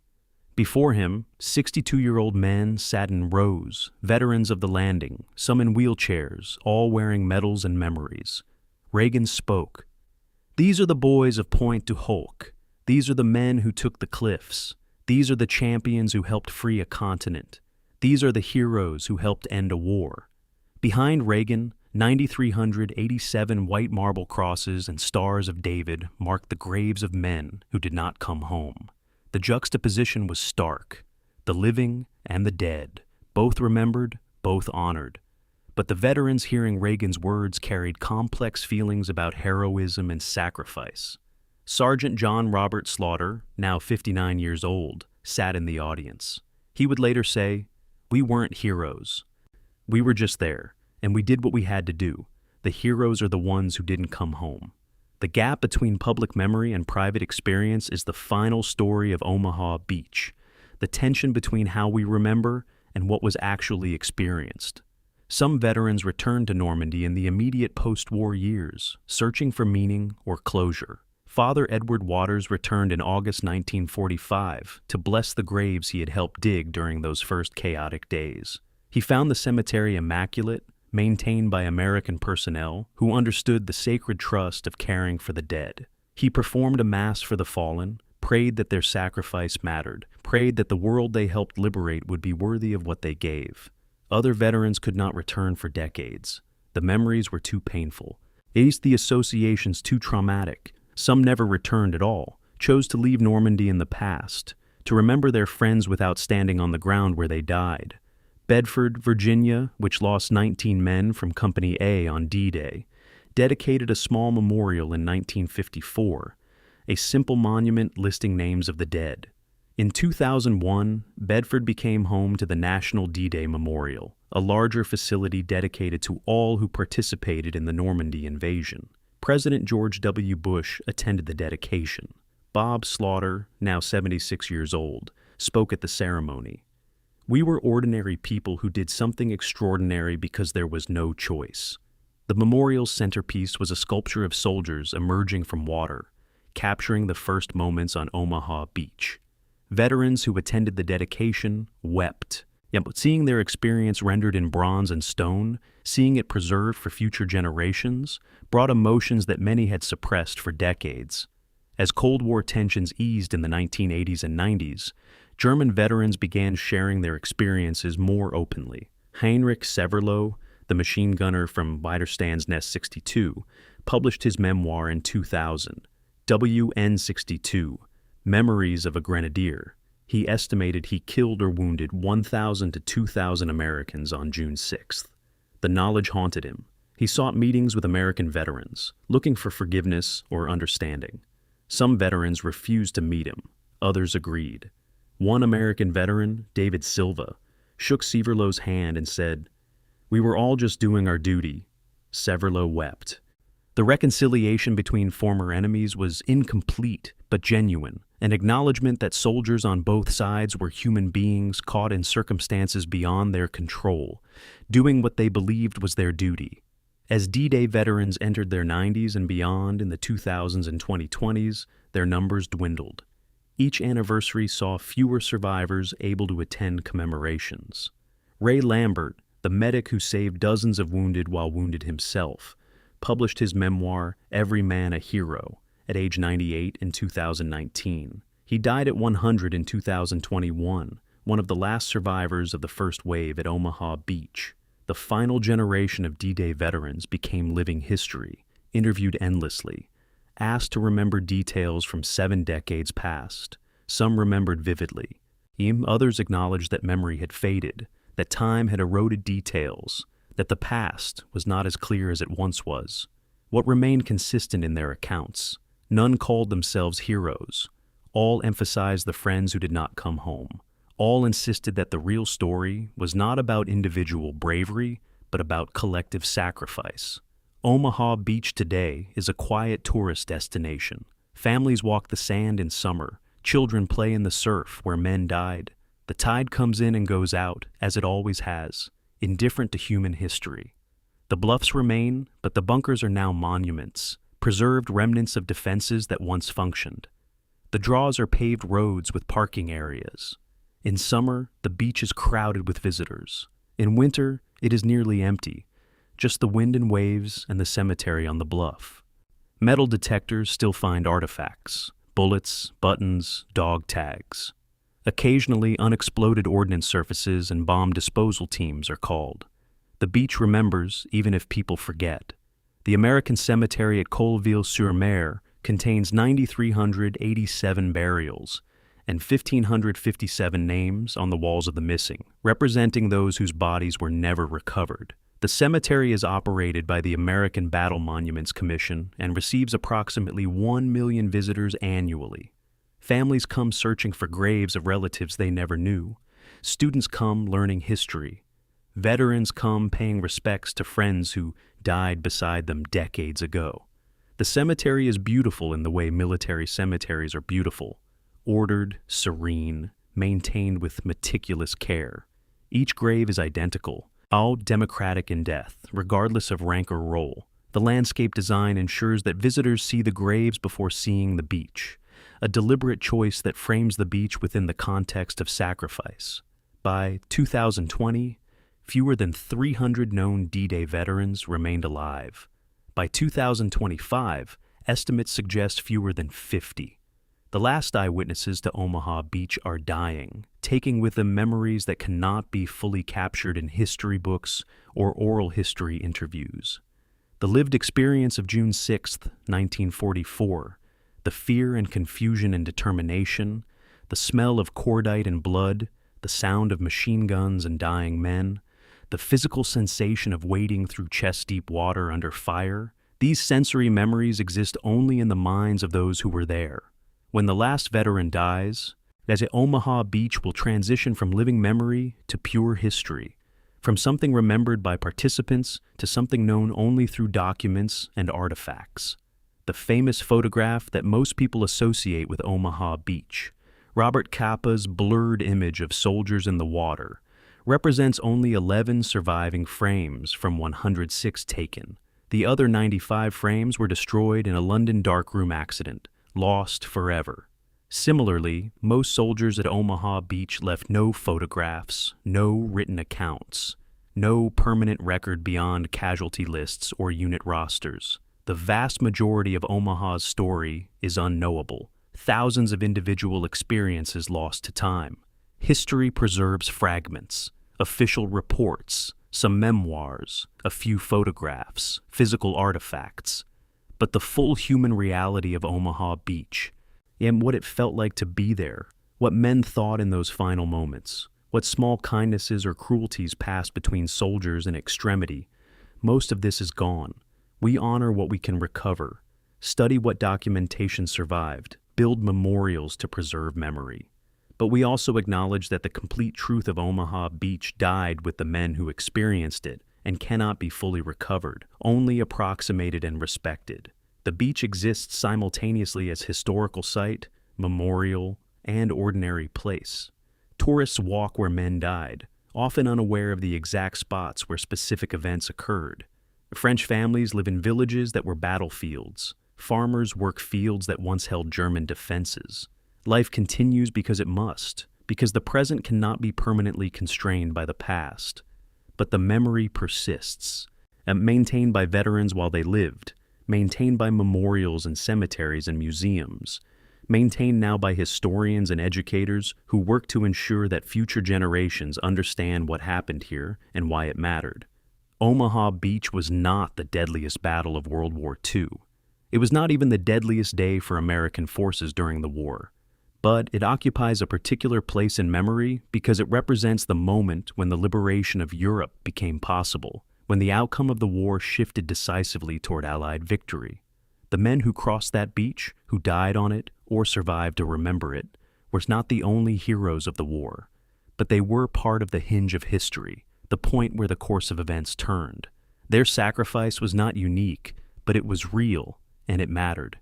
They were ordinary men asked to do something extraordinary. Most did it not from abstract patriotism or ideology, but from simpler motives: duty to their unit, loyalty to friends beside them, determination to complete the mission they had been given, desire to survive and return home.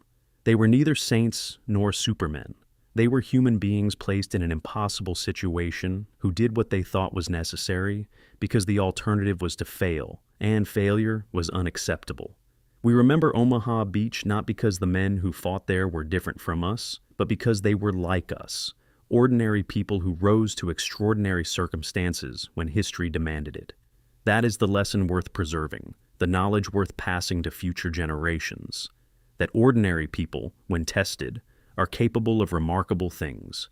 And that courage is not the absence of fear, but the willingness to act despite it. That sacrifice for purposes larger than oneself remains meaningful, even decades after the specific context has faded. The beach is quiet now. The waves wash the sand as they always have. But the memory remains, honored by those who came after, preserved for those who will come next. A reminder of what was done here and what it cost.